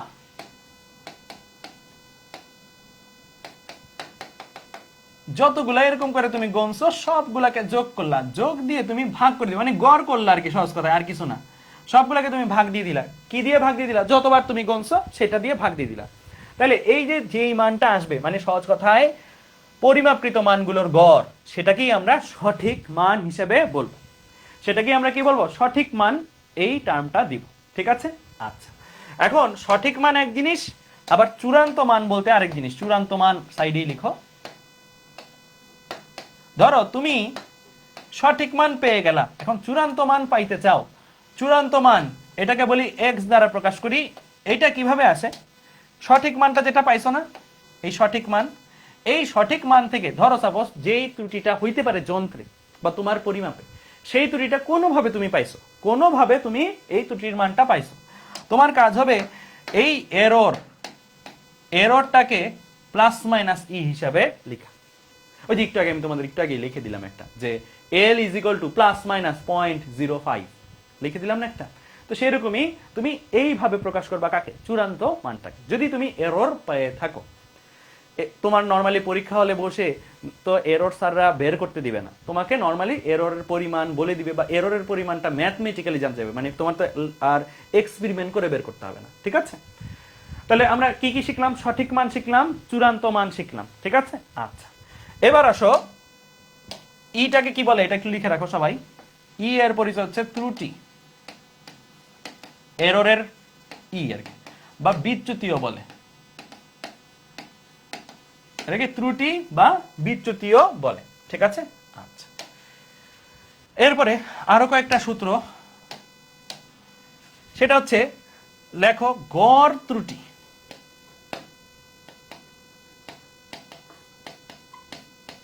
গড় ত্রুটি বা গড় বিচ্যুতি বলতে কি বোঝায়? গড় ত্রুটি বা গড় বিচ্যুতি বলতে দেখো, আমরা এটাকে প্রকাশ করব হচ্ছে এইটা দ্বারা, ডেল এক্স দ্বারা। এটা কিভাবে আসবে? এটা প্রথমত কিছু একটা জিনিসের গড়, ত্রুটির গড়। কার গড়? ত্রুটিগুলার গড়। এখন তুমি নিজেই বলো ত্রুটি জিনিসটা কি? ইটাকে এক পাশে নিয়ে তুমি নিজে একটু হিসাব করে দেখো না, ইটাকে এক পাশে নিয়ে বাকি সব অন্য পাশে পাঠায় দাও, অন্য পাশে পাঠায় দিলে কি আসে? এক্স মাইনাস এক্স বার আসে না? মানে এরকমই তো আসে, প্লাস মাইনাস হবে, মানে আমি ধরলাম পজিটিভ যদি এরর হয় তাহলে E is equal to X minus X bar, মানে পার্থক্যটা। তাহলে এরর ইজ ইকুয়াল টু কি? এক্স থেকে এক্স বারের পার্থক্য, মানে এক্স থেকে এক্স বার সরাই দিলে যে জিনিসটা থাকবে সেটা। এখন এরকম করে প্রথম পরিমাপটা তুমি যখন করছো তখন একটা ত্রুটি হয়েছে। প্রথম পরিমাপের জন্য ত্রুটি কি? X one minus X bar, মানে এই যে এক্স বার যেটা পাইছো এটা থেকে এটা বাদ দিলে এটা হচ্ছে প্রথম পরিমাপের ত্রুটি, মানে প্রথম মানটা মাপার সময় একটা ত্রুটি হয়েছে না, ওই ত্রুটিটা কত? এক্স ওয়ান থেকে এক্স বার বাদ দাও, তাহলে প্রথম পরিমাপের ত্রুটিটা তুমি পেয়ে যাবা। এরপরে দ্বিতীয় পরিমাপের সময় একটা ত্রুটি হয়েছে, দ্বিতীয় পরিমাপের ত্রুটিটা কি? এক্স টু মাইনাস এক্স বার। তৃতীয় মানটা মাপার সময় একটা ত্রুটি হয়েছে, তৃতীয় মানটা মাপার সময় যে ত্রুটিটা হয়েছে সেটাকে কি বলবা? সেটাকে বলবা এক্স থ্রি মাইনাস এক্স বার। এরকম করে প্রতিটা পরিমাপের জন্য একটা একটা করে ত্রুটি, এটা প্রথম পরিমাপের জন্য ত্রুটি, দ্বিতীয় পরিমাপের জন্য ত্রুটি, তৃতীয় পরিমাপের জন্য ত্রুটি, এরকম করে আমরা অসংখ্য পরিমাপ করছি, অসংখ্য পরিমাপের জন্য অসংখ্য ত্রুটি বের করতে পারবো, রাইট? এই ত্রুটিগুলাকে যোগ করলা, ত্রুটিগুলাকে যোগ করছি, আমার টার্গেট হচ্ছে ত্রুটির গড় বের করা। গড় কেমনে বের করে? যতগুলা সংখ্যা তত দ্বারা ভাগ, মানে যতগুলা তুমি যোগ করছো তত দ্বারা ভাগ করবা। তাহলে আমি তো প্রতিটা পরিমাপের জন্য একটা করে ত্রুটি আসছে, তাহলে এন বার পরিমাপ করছি, তাহলে এন দ্বারা ভাগ। তাহলে এই হচ্ছে আমার কি? গড় ত্রুটি বা বিচ্যুতির রাশিমালা। গড় ত্রুটি বা বিচ্যুতি কেমনে বের করে? প্রতিটা পরিমাপের মান থেকে সঠিক মান বাদ দিব, যেই রাশিটা থাকবে সেটাই যোগ করে যাবো, সেই ত্রুটিগুলাই, এটা হচ্ছে প্রথম পরিমাপের ত্রুটি, দ্বিতীয় পরিমাপের ত্রুটি, তৃতীয় পরিমাপের ত্রুটি, সেগুলো যোগ করে যাব, যোগ করে এন দিয়ে ভাগ। ঠিক আছে? ক্লিয়ার? বুঝছো? আচ্ছা, এরপরে আসি আমি আরেকটা রাশি, সেটা হচ্ছে গড় পরম ত্রুটি বা বিচ্যুতি।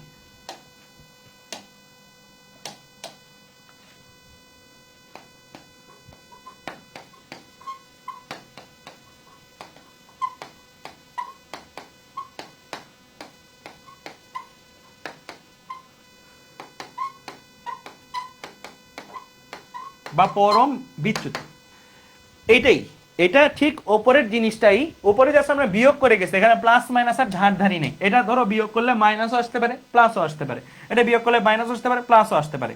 এখন যে জিনিসটা সেটা হচ্ছে ডেল এক্স বার দিয়ে প্রকাশ করব, একই জিনিস আমি আলটিমেটলি একই জিনিস করব, উপরে বিয়োগই করব, এক্স ওয়ান থেকে এক্স বার বিয়োগই করব, কিন্তু আগে ব্র্যাকেট ইউজ করছিলাম, এখন মডুলাস, মানে এখন আমি কি পার্থক্যটা নিব। আগে হচ্ছে প্লাসও আসতে পারতো, এটা বড় হইতে পারতো, এটা ছোট হইতে পারতো, তাহলে প্লাস, এটা ছোট হইতে পারতো, এটা বড় হইতে পারতো, মাইনাস। প্লাস মাইনাস যেভাবেই থাকুক না কেন আমি সেভাবেই রেখে দিতাম। এখন আমি যেটা করবো সেটা হচ্ছে কি মডুলাস সাইনটা ইউজ করবো, অর্থাৎ ছোট বিয়োগ বড় বা বড় বিয়োগ ছোট যাই হোক, আমি শুধু মানটা নিব, শুধু মানটা নিব, এখানে এখানে মাইনাস আসার সুযোগ নাই। ঠিক আছে, তাহলে আমি এইভাবে প্রতিটা ত্রুটি নিয়ে প্রতিটা ত্রুটি কি করলাম, মডুলাস করে দিলাম। মডুলাস করে যতগুলা ত্রুটি সম্ভব সবগুলা ত্রুটি শুধু মান নিলছি। ওপরেরটাতে মান সাইন সহ নিছি, প্লাস মাইনাস হতে পারতো। নিচেরটাতে কি শুধু আমি মান নিয়ে কাজ করছি। তারপরে আমি যদি এন দিয়ে ভাগ দিয়ে দিই, তাহলে যেই ত্রুটির মানটা আসবে সেটাকে আমরা কি বলবো, পরম ত্রুটি বা পরম বিচ্যুতি, পরম কথাটা আসবে। ঠিক আছে, অ্যাবসলিউট, পরমের ইংলিশ হচ্ছে অ্যাবসলিউট, অ্যাবসলিউট এরর। ঠিক আছে, ক্লিয়ার, বোঝা গেছে? তাহলে এই পর্যন্ত বুঝলে বলিও, এই পর্যন্ত সূত্রগুলা লিখলে বলিও। লেখা হয়েছে? লেখা হয়েছে?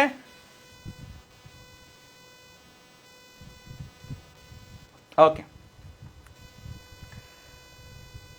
ঠিক আছে। তাহলে এবার আসো আরো কয়েকটা জিনিস, এরপরে আরেকটা টার্ম লেখো, প্রমাণ বিচ্যুতি। এটাকে ইংলিশে বলে স্ট্যান্ডার্ড ডেভিয়েশন, প্রমাণ বিচ্যুতি। এটা নিয়ে একটা মজার কথা আছে বলবো। হ্যাঁ, প্রমাণ বিচ্যুতি, প্রমাণ বিচ্যুতি যে রাশিমালাটা সেটাকে শুধু ডি দিয়ে প্রকাশ করি আমরা, শুধু ডি দিয়ে প্রকাশ করি। এটা কিভাবে আসে, আমরা এক্স x1 মাইনাস এক্স বার অলরেডি করছি না, করছি।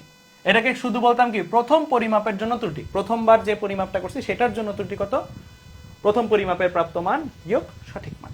এটা হচ্ছে প্রথম পরিমাপে প্রাপ্ত ত্রুটি। এটাকে তুমি বর্গ করো, শুধু এটাকেই না, তুমি এরকম করে যতগুলা পরিমাপের ত্রুটি আছে সবগুলাকে বিয়োগ করে বর্গ করলা, বিয়োগ করে বর্গ করলা। হ্যাঁ, বর্গ করে করে তুমি এরকম করে যতগুলো ত্রুটি সম্ভব সবগুলোর জন্য এই কাজটা করলা। এখন বর্গ তো করছো, বর্গগুলোকে ভাগ দিয়ে দাও, যতগুলো সংখ্যা ছিল তত দিয়ে ভাগ দিয়ে দাও, এবং যেই রাশিটা আসছে সেটাকে তুমি রুট করে দাও। যদি রুট করে দাও তাহলে তোমার এই যে রাশিটা আসছে এটাকে আমরা বলবো কি, এই পুরো রাশিটাকে আমরা বলবো প্রমাণ বিচ্যুতি।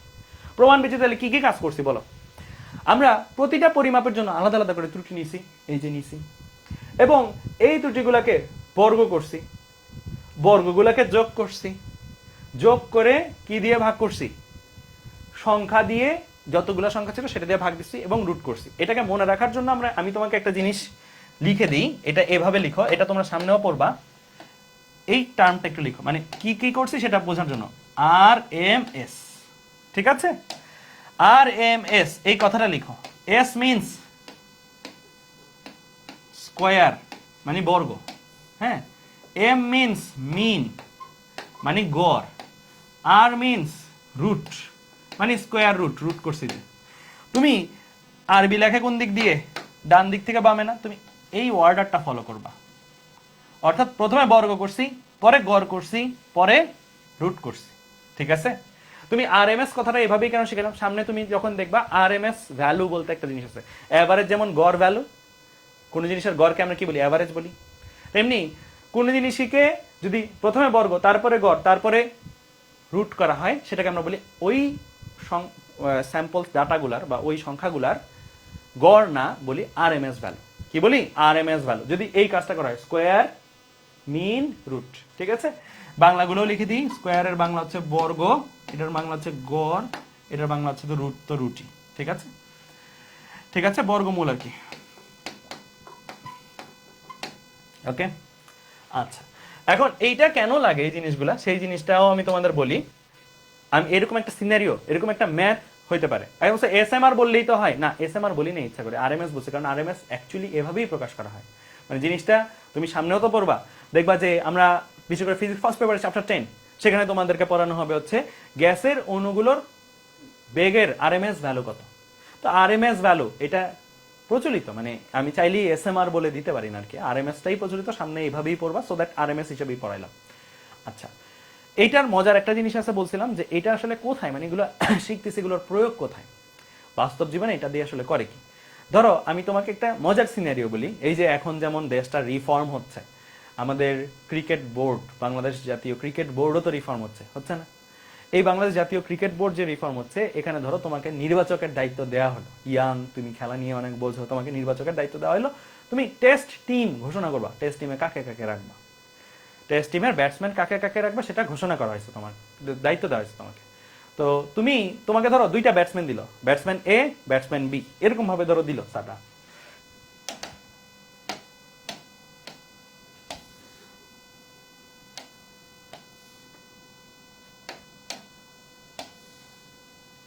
ধরো এরকম ভাবে তোমাকে দিল,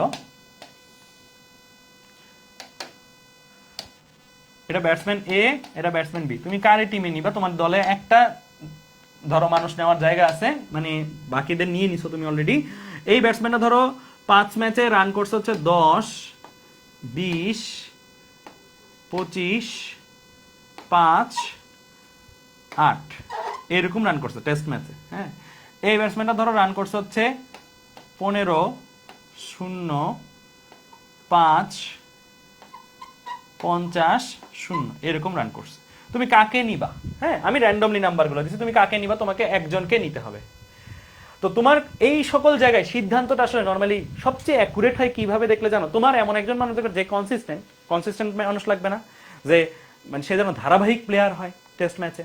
তো ধারাবাহিক প্লেয়ার তুমি চাচ্ছ, ধারাবাহিক প্লেয়ারের জন্য বাছাই করার উপায় হচ্ছে প্রমাণ বিচ্যুতি বের করা। তারা যেই রানগুলা করছে, ধরো এ বেশি ম্যাচ খেলতে পারে, এ কম ম্যাচ খেলতে পারে, কোনো সমস্যা নেই, ওর বেশি ম্যাচের ডাটা দিয়ে ওর প্রমাণ বিচ্যুতি বের করবা, ওর কম ম্যাচের ডাটা দিয়ে ওর প্রমাণ বিচ্যুতি বের করতে পারবা না? পারবা কিনা? এক্স বার বের করা কোনো ব্যাপার? তুমি এদের যোগ করে গড়টা বের করে নিতে পারবা, এটাই এক্স বার। প্রতিটা নাম্বারের জন্য এই জিনিসটা করে তুমি এই ডিটা বের করতে পারবা কিনা? ওর জন্য বের করতে পারো, ওর জন্য বের করতে পারবা। প্রমাণ বিচ্যুতি যার কম সে বেশি কনসিস্টেন্ট, বিচ্যুতি কম মানে সে ধারাবাহিক প্লেয়ার, কনসিস্টেন্ট প্লেয়ার। তো এই যে দেখছো একটা মজার মানে আমাদের ফিজিক্সের একটা অংশ, যেটা তুমি নির্বাচক হিসেবে যদি তোমার মানে কখনো সুযোগ হয়, তুমি এই প্রমাণ বিচ্যুতি বের করে কোন ব্যাটসম্যানটাকে আমি নিব না নিব সেটাতে সিদ্ধান্ত নিতে পারো। বুঝছো? তো এই হচ্ছে আমাদের কি প্রমাণ বিচ্যুতির একটা মজার অ্যাপ্লিকেশন। এটা দিয়ে কিন্তু একটা ম্যাথও হতে পারে। ঠিক আছে, ক্লিয়ার? তোমার কাজ হচ্ছে কি দুইটা প্রমাণ বিচ্যুতি বের করা, যার ডি কম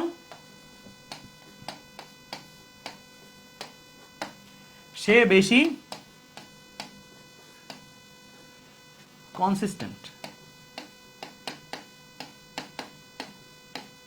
মানে ধারাবাহিক। ঠিক আছে, ক্লিয়ার? বোঝা গেছে? ওকে, তাহলে তোমরা এইভাবে প্রমাণ বিচ্যুতিগুলো নিয়েও কাজ করতে পারো। ঠিক আছে, আচ্ছা, তাহলে প্রমাণ বিচ্যুতি পার্টটা শেষ।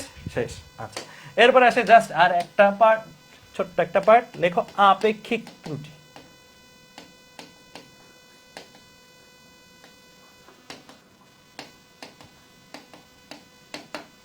আরেকটা লেখো শতকরা ত্রুটি।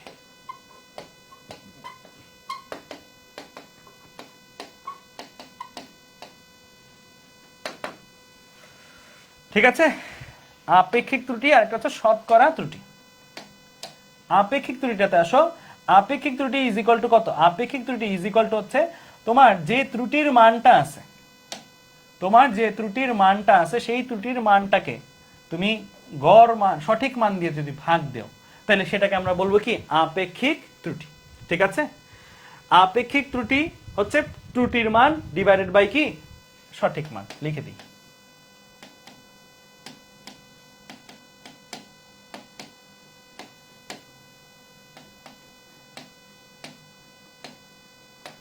আর হচ্ছে আপেক্ষিক ত্রুটি। এরপর হচ্ছে শতকরা ত্রুটি।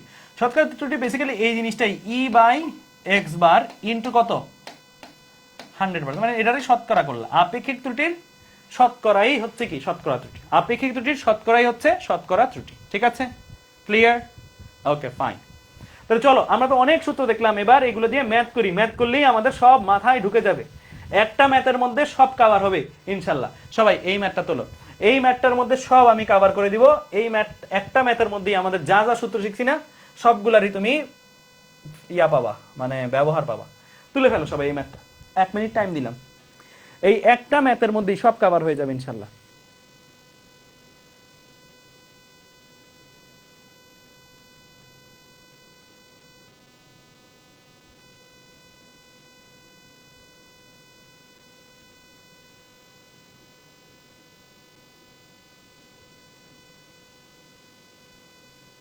আচ্ছা ভাইয়া, আমাদের 8টা চ্যাপ্টার শেষ হবে নভেম্বর, এক্সাম হবে নভেম্বরে, শেষ হবে কি ইনশাল্লাহ হবে।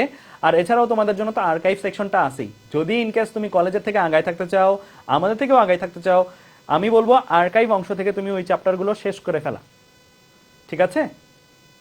আর তোমাদের জন্য পরামর্শ হলো, তোমরা যেহেতু পড়তেছো, পড়ার সময় শর্ট সিলেবাস, ফুল সিলেবাস এখনো কিন্তু আমরা শিওর না কোনটা হবে।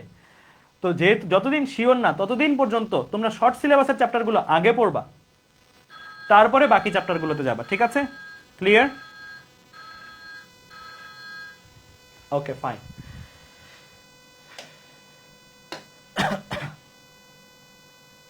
ঠিক আছে, সবাই লিখছো? লিখা হয়েছে? লিখা হইলে বলিও।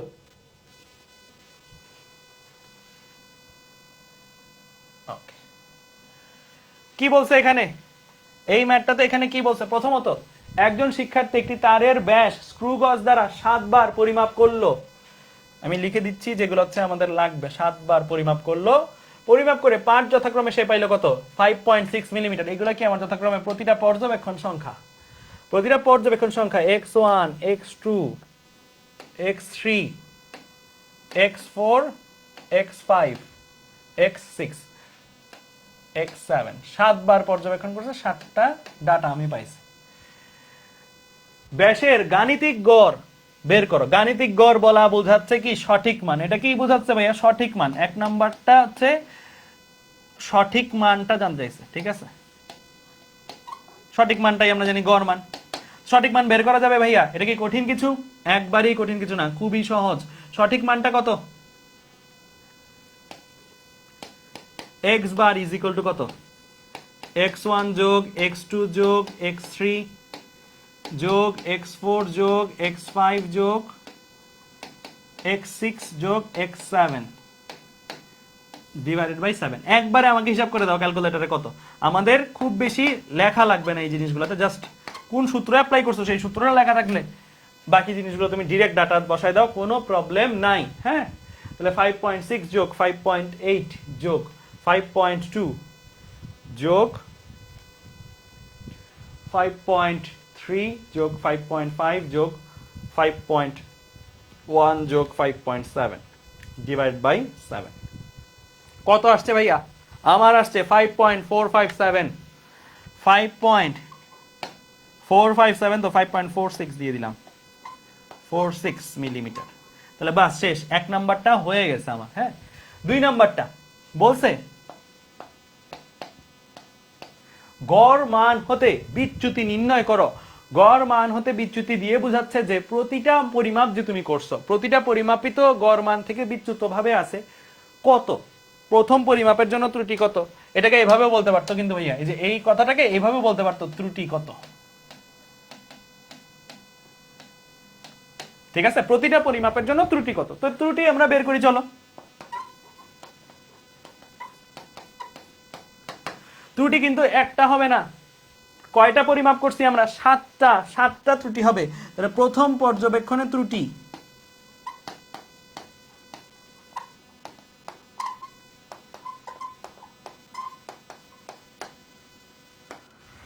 প্রথম পর্যবেক্ষণের ত্রুটি কত? ত্রুটিগুলোকে একটা টার্ম দিয়ে প্রকাশ করি, ত্রুটিগুলোকে আমরা ডেল x1 বলি। হ্যাঁ, প্রথম পর্যবেক্ষণের ত্রুটি কত? x1 থেকে বাদ দিবা, কি দিবা? x বার বাদ দিবা। x1 মানে কত? x1 মানে হচ্ছে এটা 5.6, x বার কত? 5.46। তাহলে 5.6 বিয়োগ 5.46 কত আসে দেখো এটাতে? কত আসে?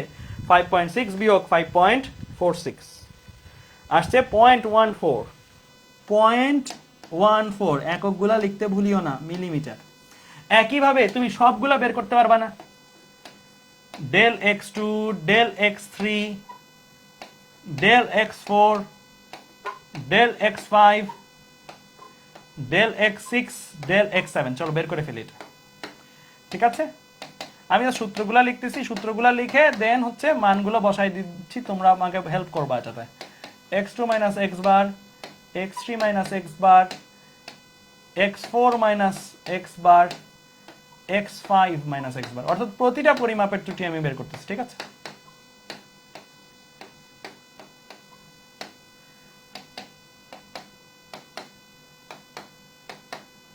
বলো মানগুলো কত কত করে আসবে সেটা বলো একবারে। হ্যাঁ, তাহলে সব সময় আমি বাদ দিচ্ছি কি 5.46 বাদ দিচ্ছি। 5.46 আগে লিখি। প্রথমে বাদ দিব হচ্ছে 5.8 থেকে, তাহলে আসে 0.34। তারপরে 5.8 গেল, তারপরে হচ্ছে 5.2, তাহলে -0.26। তারপরে হচ্ছে 5.2 গেল, 5.3, তাহলে -0.16। তারপরে হচ্ছে 5.3 গেল, 5.5, তাহলে 0.04। কোনটা ভুল হইলে বলবা ভাইয়ার। তারপর 5.5 গেল, 5.1, 5.1 হচ্ছে -0.36। তারপরে 5.1 গেল, 5.7, 0.24। ঠিক আছে, সব মিলছে তোমাদের সাথে? তোমাদের সাথে মিলছে কিনা বলবা।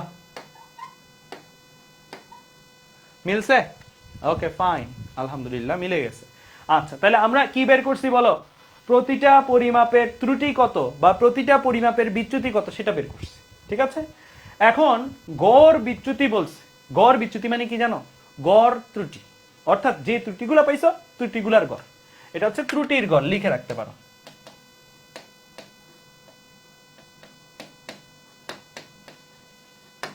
ত্রুটির গড়, ত্রুটির গড় যদি বের করতে বলে বের করা যাবে? এটাকে বের করা যাবে। আমি ডুপ্লিকেট দিলাম, এটা এই পার্টটা একটু মুছতেছি।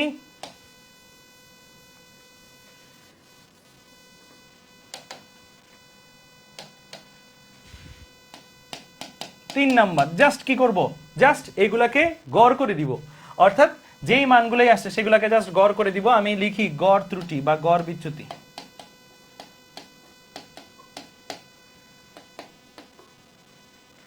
গড় ত্রুটি শুধু ডেল এক্স দিয়ে প্রকাশ করি। জাস্ট কি করব? এগুলোকে গড় করব। তাহলে এগুলোকে গড় করি। ডেল x1 যোগ ডেল x2 যোগ ডেল x3 যোগ ডেল x4 যোগ ডেল x5 যোগ ডেল x6। এটা মুছলাম, এই পেজটা থাকবে, সমস্যা নাই।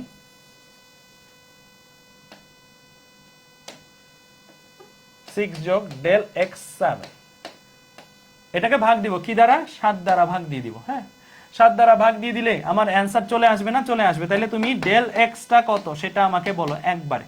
জাস্ট এই নাম্বারসগুলো যোগ করবা, এই নাম্বারসগুলো যোগ করবা। 0.14 যোগ 0.34 যোগ, যোগ মানে কি এখানে কিন্তু যোগ হইলো, এটা বিয়োগ আছে, বিয়োগ হয়ে যাবে কিন্তু এটা। হ্যাঁ, -0.26 -0.16, তারপরে প্লাস 0.04 -0.36 প্লাস 0.24। যেই নাম্বারটাই আসে সেটাকে ভাগ দিব। কি দ্বারা ভাগ দিব? 7 দ্বারা ভাগ দিব। 7 দ্বারা যদি ভাগ দিই দেখো কত আসে। আমার তো এরকম কিছু আসছে, -0.002857, অর্থাৎ 286 বলা যায়, 286 এরকম কিছু আসছে। দেখো মিলছে কিনা তোমাদের সাথে আমার? মিলছে? মিলছে। এটা কি করছি ভাইয়া? এই যে এই নাম্বারগুলো যোগ করছি, এই নাম্বারগুলো যোগ করে গড় করে দিছি। কোন নাম্বারগুলো? এই যে এগুলো এখানে, এটা এগুলো যোগ করছি। যেগুলো মাইনাস আছে মাইনাস হিসেবে লিখছি। হ্যাঁ, মানে 0.14 যোগ 0.34 বিয়োগ 0.26 বিয়োগ 0.16 এভাবে লিখে যোগ করছি। 7টা জিনিস যোগ করছি, যেগুলো বিয়োগ ছিল সামনে বিয়োগ হয়ে আসছিল, 7 দিয়ে ভাগ করছি। ভাগ করার ফলে আমার কি আসছে? ভাগ করার ফলে আমার এই জিনিসটা চলে আসছে। ঠিক আছে, তাহলে আমি এই পার্টটাও কিন্তু ডান করে ফেলছি। এটা ডান, এটাও ডান। ঠিক আছে, গেল। এবার আমরা আসি চলো এর পরে।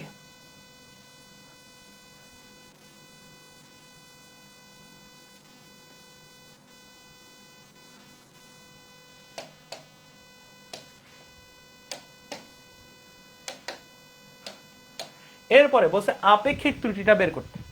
আপেক্ষিক ত্রুটিটা কিভাবে বের করবো বলো? আপেক্ষিক ত্রুটির সূত্র কি ছিল ভাইয়া? আপেক্ষিক ত্রুটি কিভাবে বের করব?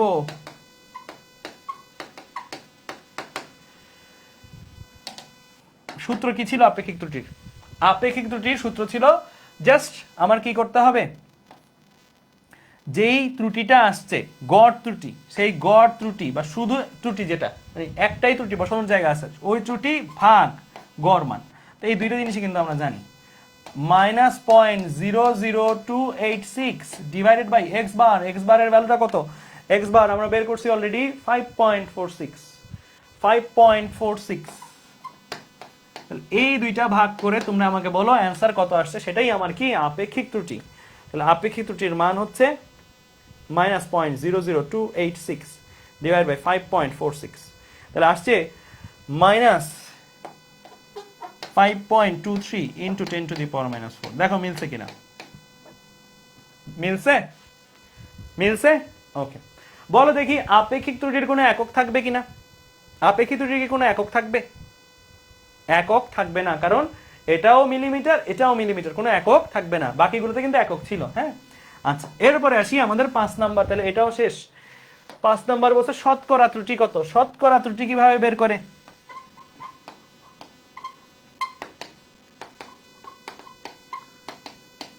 শতকরা ত্রুটি জাস্ট কিছুই না, আপেক্ষিক ত্রুটির মানটাকে নিয়ে তুমি কি করবা, 100 দিয়ে গুণ দিয়ে পার্সেন্টেজ সাইন দিয়ে দিবা ইন্টু 100%। মানে এই যে মানটা আসছে এই মানটাই তোমার আছে,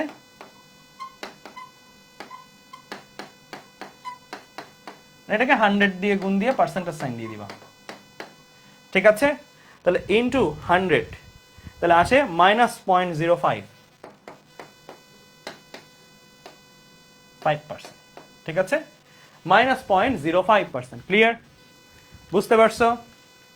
ওকে ফাইন, তাহলে আমার এইটাও ডান, শতকরা ত্রুটিও হয়ে গেছে। লাস্টে আর একটা প্রশ্ন বাকি আছে, সেটা হচ্ছে কি প্রমাণ বিচ্যুতি নির্ণয় করতে বলছে। প্রমাণ বিচ্যুতি বের করতে বলছে। হ্যাঁ, জাস্ট ফর্মুলা বসানো, আর কিছুই না। জাস্ট ফর্মুলা বসাবো তাহলেই শেষ।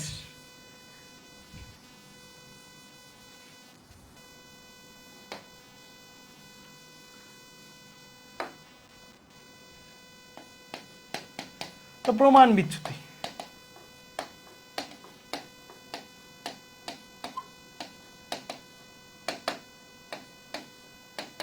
আচ্ছা, প্রমাণ বিচ্যুতি যখন আমি বের করব তখন আমার কাজ কি, কাজ হচ্ছে সবগুলাকে ওই যে আরএমএস সিস্টেমটা যেটা দেখাইলাম, আরএমএস সিস্টেম অনুসারে কি প্রথমত আমার স্কোয়ার করতে হবে, তারপরে মিন, তারপরে রুট। তাহলে আমি প্রতিটা ত্রুটির মানকে নিব। প্রতিটা ত্রুটির মান আমার কিন্তু অলরেডি নেওয়া আছে, ডেল x1 বের করা আছে কিনা বলো। এই যে প্রতিটা বের করা আছে, ডেল x1 ডেল x2, এগুলোই তো প্রতিটা ত্রুটি।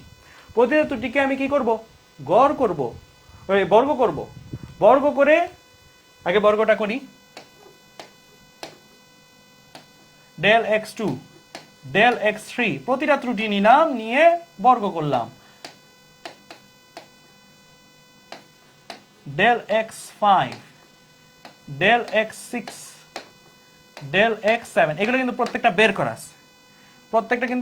করা আছে, ঠিক আছে। আচ্ছা, বর্গ করে তারপরে কি করতে হবে, যোগ করতে হবে, গড় মানে এটা ডান। এরপরে আমার মিন করতে হবে। মিন মিনস কি, সবাইকে যোগ করা, এবং যোগ করে যত সংখ্যা ছিল, যতগুলো সংখ্যা যোগ হয়েছে সেগুলোকে ভাগ করা। তাহলে আমার মিন মানে বর্গ করা, গড় করাও ডান। তাহলে বর্গ করা শেষ, গড় করা শেষ। এরপর আছে রুট করা।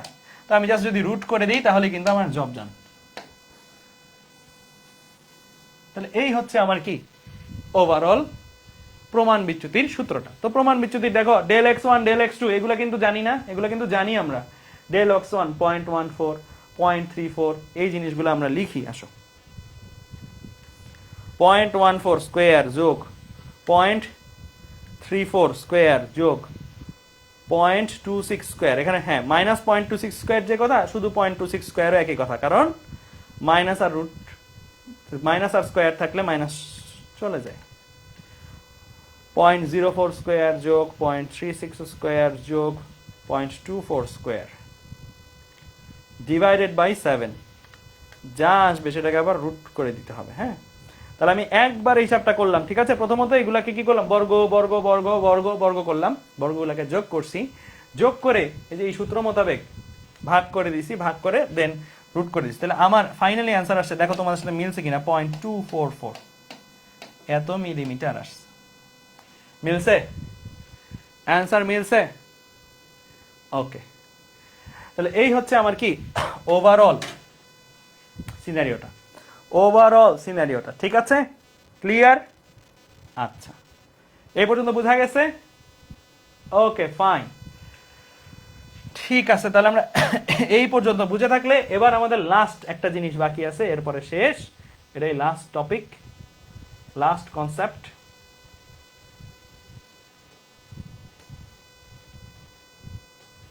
সবাই একটা হেডিং, এটাই আমাদের লাস্ট পড়া আজকের ক্লাসের। লিখো আনুপাতিক ত্রুটি।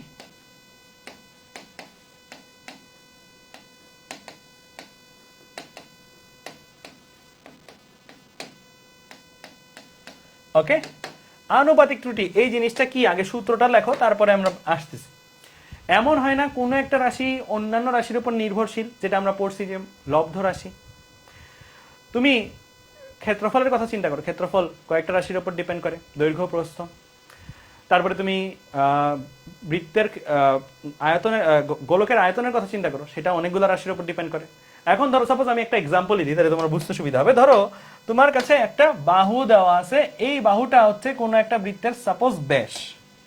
এই বাহুটার যে দৈর্ঘ্যটা আছে, সেই দৈর্ঘ্যটার মানটা সাপোজ ধরো এরকম, মানে 3 ± 0.05, হ্যাঁ, এটাকে যেটা দিলাম।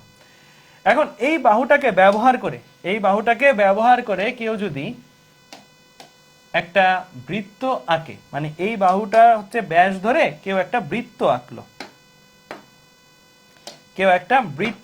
এই যে বৃত্ত,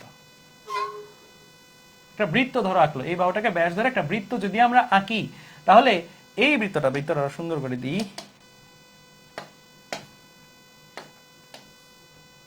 একটা বৃত্ত ধরো আঁকলাম। এই বৃত্তটার যেহেতু বাহুর দৈর্ঘ্যেই ত্রুটি ছিল, বৃত্তটার ক্ষেত্রফলে ত্রুটি আসবে না? ত্রুটি আসবে, বৃত্তটার ক্ষেত্রফলেও কি ত্রুটি আসবে। কারণ কি?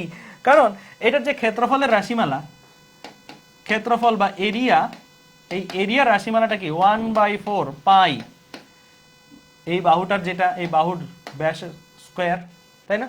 তোমরা পড়ছো পাই আর স্কোয়ার, আর হচ্ছে ব্যাসার্ধ। আমার এখানে তো বাহুটা কি হিসেবে কাজ করছে? ব্যাস হিসেবে কাজ করছে। তাহলে দেখো, এরিয়াটা যেহেতু এরিয়া বা এ দিয়ে প্রকাশ করো, তাহলে আরো বেটার। এরিয়া বা এ দিয়ে প্রকাশ করো, এই এটা যেহেতু এল এর উপরে নির্ভর করে, এল এর মধ্যে ত্রুটি আছে, তার মানে এ এর মধ্যে অবশ্যই ত্রুটি আছে। তো আমরা আনুপাতিক ত্রুটি এই কনসেপ্টটাতে এটাই শিখবো যে কোনো একটা রাশিতে যদি ত্রুটি থাকে, ওই রাশিটার উপরে যদি অন্য আরেকটা রাশি নির্ভর করে থাকে, তাহলে ওই রাশিটার মধ্যে যেটা নির্ভর করতেছিল, মানে এরিয়া, তার ত্রুটির পরিমাণ কত। এটার ত্রুটির পরিমাণ জানলে যেন এটার ত্রুটির পরিমাণ তুমি জানতে পারো। আনুপাতিক ত্রুটির কনসেপ্টটা এটাই। তো আমরা সূত্রটা আগে লিখি, সবাই একটা লিখো। যদি এক্স রাশিটি এ বি সি এর ওপর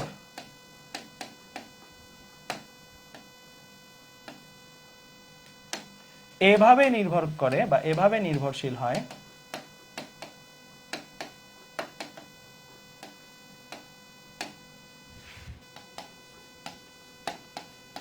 যেন ধরো এক্স সমানুপাতিক এর ওপরে সে পি পাওয়ারের নির্ভর করতেছে, বি এর ওপরে সে কিউ পাওয়ারে নির্ভর করতেছে, সি এর ওপরে সে ধরো আর পাওয়ারে নির্ভর করতেছে, হ্যাঁ।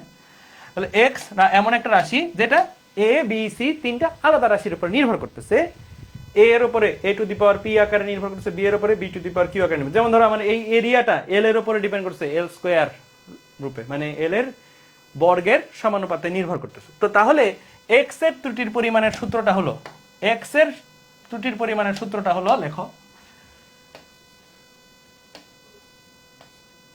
এক্স এর ত্রুটি, ডেল এক্স দিয়ে কি বোঝাই? ত্রুটি বোঝাই, হ্যাঁ। আর এটা হচ্ছে এক্স এর অরিজিনাল মান বা সঠিক মান। সঠিক মানটা সূত্রটা হলো ইজ ইকুয়াল টু দিয়ে জাস্ট যতগুলো রাশির উপর সে নির্ভর করে না, ততগুলো রাশির জন্য এই একই জিনিস লিখে ফেলবা। ততগুলো রাশির জন্য এই একই জিনিস লিখে ফেলো। ততগুলো রাশির জন্য এর ত্রুটি বাই এর মান, বি এর ত্রুটি বাই বি এর মান, সি এর ত্রুটি বাই সি এর মান।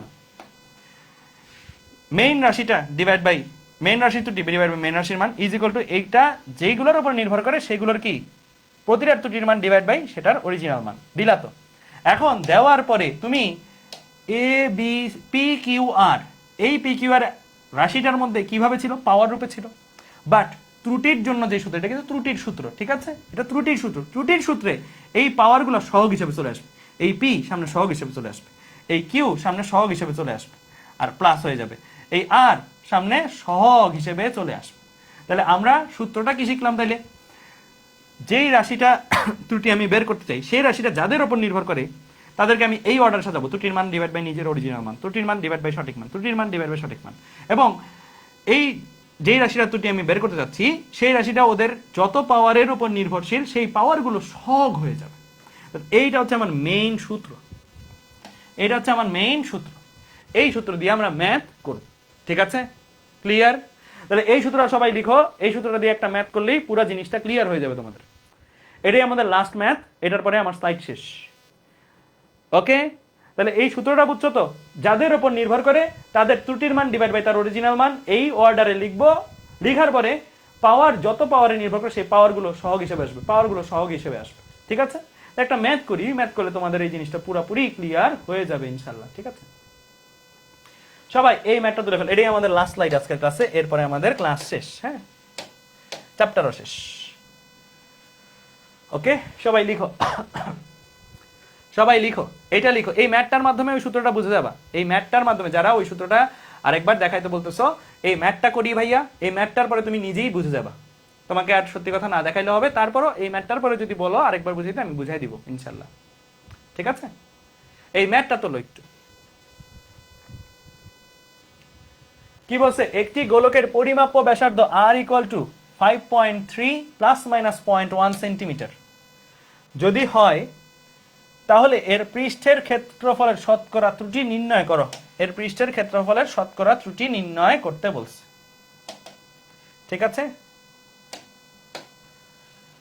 ওকে, তাহলে আমার কাছে কি দেওয়া আছে বলো?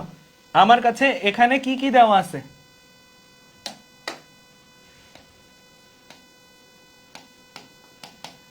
ব্যাসার্ধ, ব্যাসার্ধেরও কি দুইটা অংশ, ব্যাসার্ধের কি দুইটা অংশ, ব্যাসার্ধের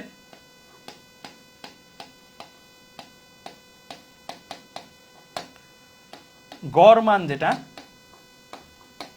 সেই গড় মান হচ্ছে কি আর, যেটা মানে 5.3, যেটা 5.3 এটা দেওয়া আছে, এটাকে শুধু আর দিয়ে প্রকাশ করো। 5.3 সেন্টিমিটার। এই ব্যাসার্ধের ত্রুটি যেটা, ত্রুটির মানও দেওয়া আছে। ত্রুটির মানকে আমরা কি দিয়ে প্রকাশ করি? ডেল আর, যেটা হচ্ছে এই অংশটা। ডেল আর দেওয়া আছে, ডেল আর দেওয়া আছে কত? 0.1 সেন্টিমিটার। এই দুইটা তথ্য আমার কাছে দেওয়া আছে। এখন দিয়ে বলছে পৃষ্ঠের ক্ষেত্রফল। ক্ষেত্রফলকে কি দিয়ে প্রকাশ করি আমরা? ক্ষেত্রফলকে ভাইয়া এ দ্বারা প্রকাশ করি। হ্যাঁ, আমার এর শতকরা ত্রুটি জানতে, শতকরা ত্রুটি মানে, শতকরা মানে তো বোঝোই ত্রুটির মান ডিভাইডেড বাই নিজস্ব মান ইন্টু 100%। এটাই না শতকরা ত্রুটির সূত্রটা শিখছিলাম ভাইয়া? আমরা ই দিয়ে লিখতাম, ত্রুটিকে মাথায় রাখবা, ই দিয়েও লেখা যায়, ডেল ওই রাশিটা দিয়েও লেখা যায়, ঠিক আছে? তুমি ই দিয়েও লিখতে পারো, ডেল ওই রাশিটা দিয়েও লিখতে পারো। তো আমার কাছে এই জিনিসটা জানতে চাইছে, তো আচ্ছা ভালো কথা। এর সাথে আর এর সূত্রটা কি? তোমরা কি গোলকের পৃষ্ঠের ক্ষেত্রফলের সূত্র জানো?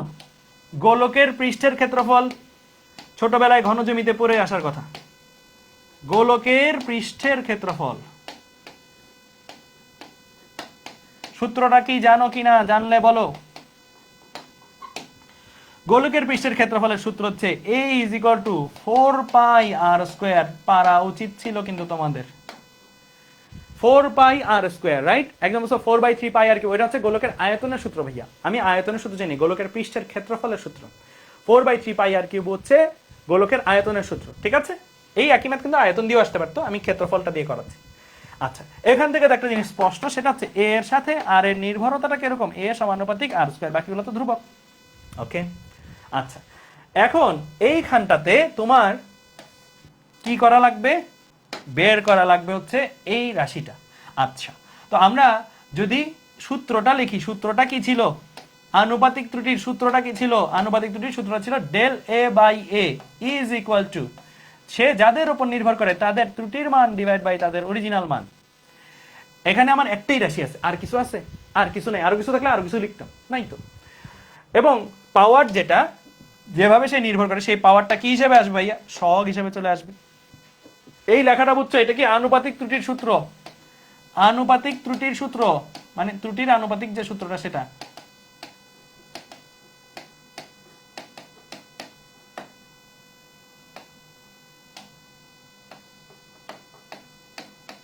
ওকে, আনুপাতিক ত্রুটির কনসেপ্টটা আমি অ্যাপ্লাই করছি, ঠিক আছে।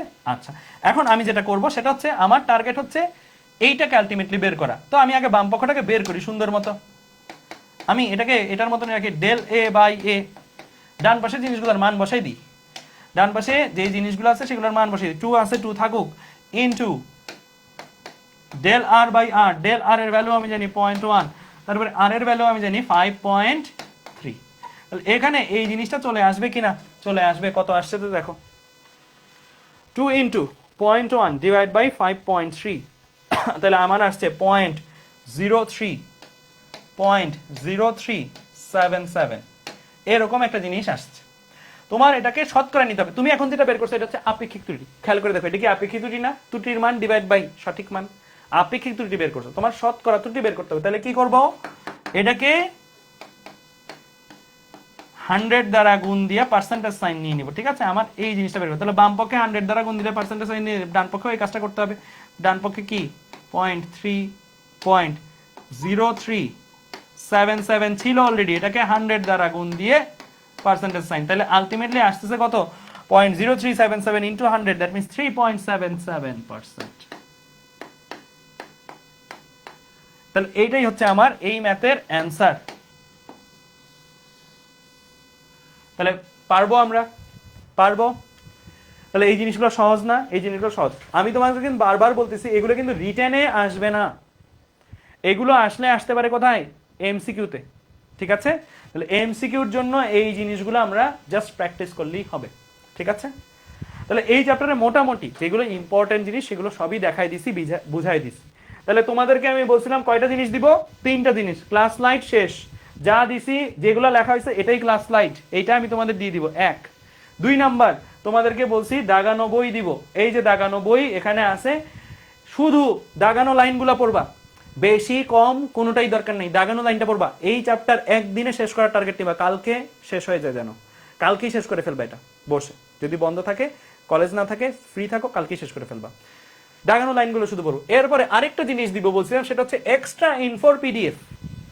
এক্সট্রা ইনফোর পিডিএফ, এই যে এক্সট্রা ইনফো, যেইগুলা ধরো সাপোজ তুমি কি ইসাক স্যারের বইতে নাই, যেগুলো আমি দাগানো বইতে দিয়েছি সেগুলোতে নাই, এর বাইরে যে তথ্যগুলো আছে সেইগুলো।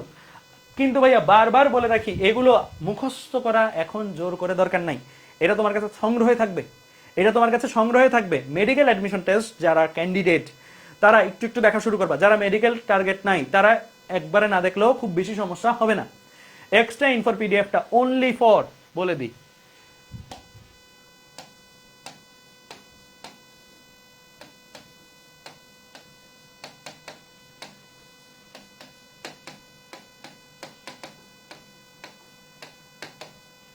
অনলি মেডিকেল অ্যাসপারেন্টসদের জন্য, ঠিক আছে।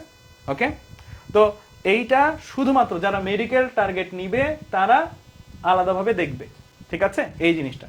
তো এই জিনিসটা 1.5 পেজ জাস্ট শেষ, মানে 2 পেজ আর কি, জাস্ট 2 পেজ, 2 পেজের মতন লেখা আছে। এগুলো ইসাক স্যারের বইতে যেগুলো নাই সেগুলো।